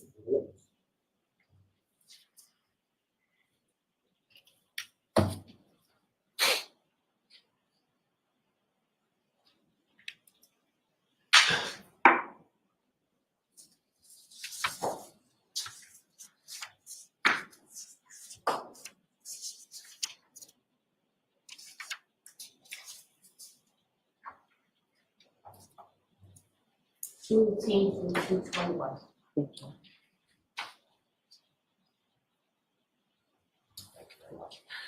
Your Honor, with the court's permission, may I publish these photographs for the jury? Yes. Ms. Gilman, if I could have photograph 9837.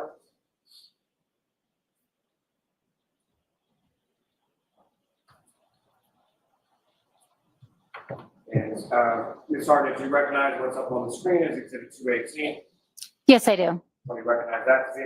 That's the exterior back of the gray sweatshirt. And the items marked that you labeled as 12 and 13, are they depicted on that? Yes, they are. If you could, using a laser pointer, just draw the jury's attention to where 12 and 13 are. Is it possible to zoom in on the numbers? I can't read them from here.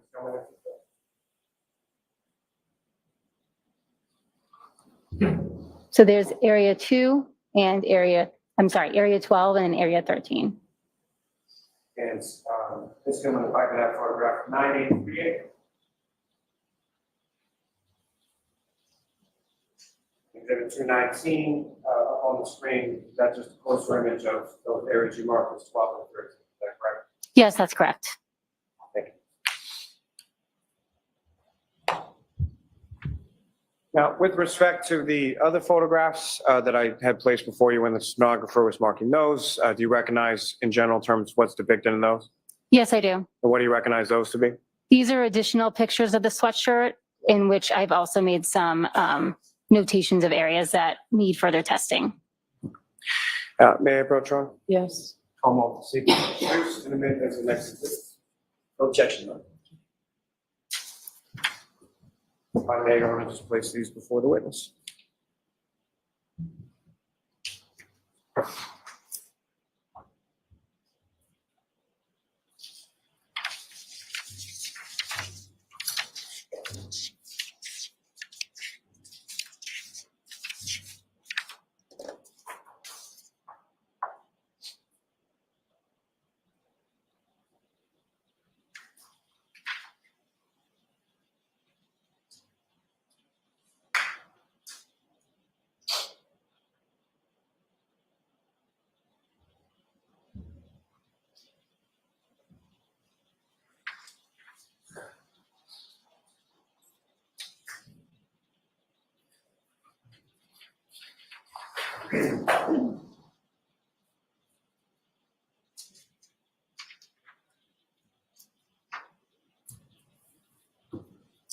It's 222 and 230. Thank you. Now, Ms. Harden, before I get to what's now been marked in exhibit 222 through 230, if I could just ask you a couple questions in regard to damage that you noted on this item or really any item. What is the process that you would go through as far as classifying damage to a clothing item? I look at the macroscopic characteristics of the area of damage, and then I also examine the area of damage underneath the microscope. And so what would lead you to make that sort of classification as far as something is damaged? I look at the overall shape. I also look at the fiber ends. For instance, a tear will have rough fiber ends and possibly separation of the weave of the fabric, or a cut, you have even ends without any fraying. Now, are you able to tell from your examination of those fibers and of those clothing materials sort of what caused those tears and cuts? No. Now, are you familiar through your training experience with something called an ALS or an alternate light source? Yes. And can you explain to the jury what your understanding of that term is and what, if any, use it had to you in this case? An alternate light source is a light that uses a different wavelength that enables visualization of some biological fluids that can't be seen necessarily with the naked eye. On this particular shirt, I did use the alternate light source. And what, if anything, did you observe when you used that? I used that light source around those areas of damage to determine if there was any biological fluids that were fluorescing. The ALS did not show any stains in that area. Now, with regard to what you had labeled as sort of tears or cuts 1 through 9 that you noted, did you do any additional testing or collecting specifically from those areas? I collected 2 cotton swabs moistened with sterile water around those areas of damage. And why did you do that? It was told to me that potentially the victim may have been bitten by a dog during an incident. So I was taking swabs of that area to be sent out to determine if there's any dog DNA on that area. Now, is that kind of testing, as far as canine testing or animal testing, is that something that you're lab at the State Police Crime Lab is accredited or authorized to do? No, we do not do that type of testing. And is that sort of sent out to an external vendor then? Yes, that's correct. And is that something that you had done on any prior cases or any previous situations where you had collected items and sent it out to a specific lab for animal testing? I did consult once with an external lab on taking those types of collections, but this is the first time I've collected and actually sent something out for that type of testing. And specifically in this type of testing and in this case, what lab were those items sent out to? We use the UC Davis Veterinary Lab in California. And as far as prior to collecting or prepping or doing anything as far as collecting samples from that, who, if anyone, did you talk to, or what, if any, direction did you receive in regard to collecting those samples? I'll allow it. I emailed Terry Kuhn, who is one of the analysts at the clinic, who aided me in how best to collect the sample for their lab. And what you were directed to do as far as collection, packaging, and shipping, was that at the direction of UC Davis Lab? Yes, that's correct. And you performed those functions in conformity with what Ms. Kuhn told you, correct? Yes, that's correct.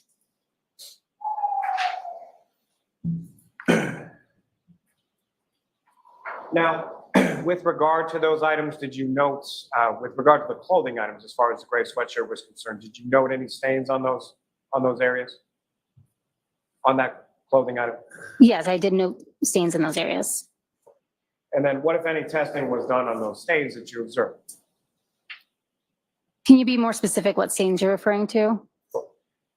So what I'm specifically referring to is the items on the gray sweatshirt, item 7-18, as far as any stains that you observed on there. Again, sort of moving on from what you had collected for the UC Davis lab, but in other areas of that item. Well, let me actually first turning back to that. So the item that we were talking about as far as where you collected stains from that were sent off to the UC Davis lab, which item were they collected from and where on that item were they collected? I collected 2 swabs from the areas around the damaged areas on the right sleeve. I wasn't necessarily taking them from any stains. I did use the ALS to determine if there were any stains there, which I did not visualize. So I was doing that for potential saliva collection from that area.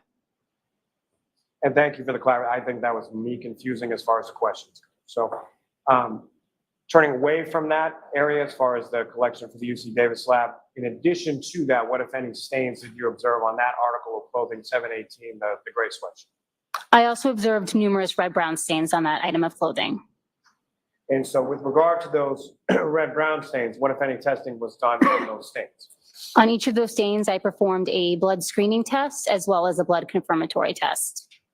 And are those the same sort of initial testing screening test you were talking about before, and then the confirmatory test? Yes, that's correct. A different screening test was used in the lab than was used at the scene due to a protocol change, but essentially it's the same mechanism. And was that with respect just to the gray sweatshirt, or were there other items of clothing of Mr. O'Keefe's that you tested with the screening test in the lab and a confirmatory test in the lab as well? I examined other items of clothing as well. Now, if I could bring your attention back to what's now been marked as exhibits 222 through 230. Your Honor, with the court's permission, if I could publish some of those photographs for the jury. Okay. And Ms. Gilman, if I could first have photograph 9841. And what's been marked as exhibit 222. Again, you recognize what's depicted up on the screen? Yes, I do. And with reference to your observations of the red-brown stains on that clothing or any other item of clothing, similar to the tears or cuts or the damaged areas that you observed, were those areas similarly marked with some sort of sticker? Yes, that's correct. And is it sort of the same linear path as far as numbering, or is it lettering, or how do you denote those? For the red-brown stains in this item, I use letters. Starting with A and then sort of going through it, is that correct? Yes, that's correct. And Ms. Gilman, if I could have, photograph 9842. Again, do you recognize what's up on the screen? Yes, I do. And what do you recognize that to be? That would be red-brown stain A that I noted on the sweatshirt. And Ms. Gilman, if I could have 9843. And what's up on the screen, which has been marked as exhibit 224, do you recognize that as well? Yes, I do. And what do you recognize that to be? Those are red brown stains B and C that I noted on the sweatshirt. And Ms. Gilman, if I could have photograph 9844. What's up on the screen now is exhibit 225. Those are stains that you labeled B, C, and F, is that correct? Yes, that's correct. That's just sort of a holdout version of that to denote where B and C were located on the sweatshirt, is that fair to say? Yes, that's correct. And Ms. Gilman, if I could have photograph 9846. And what's now up on the screen is exhibit 227.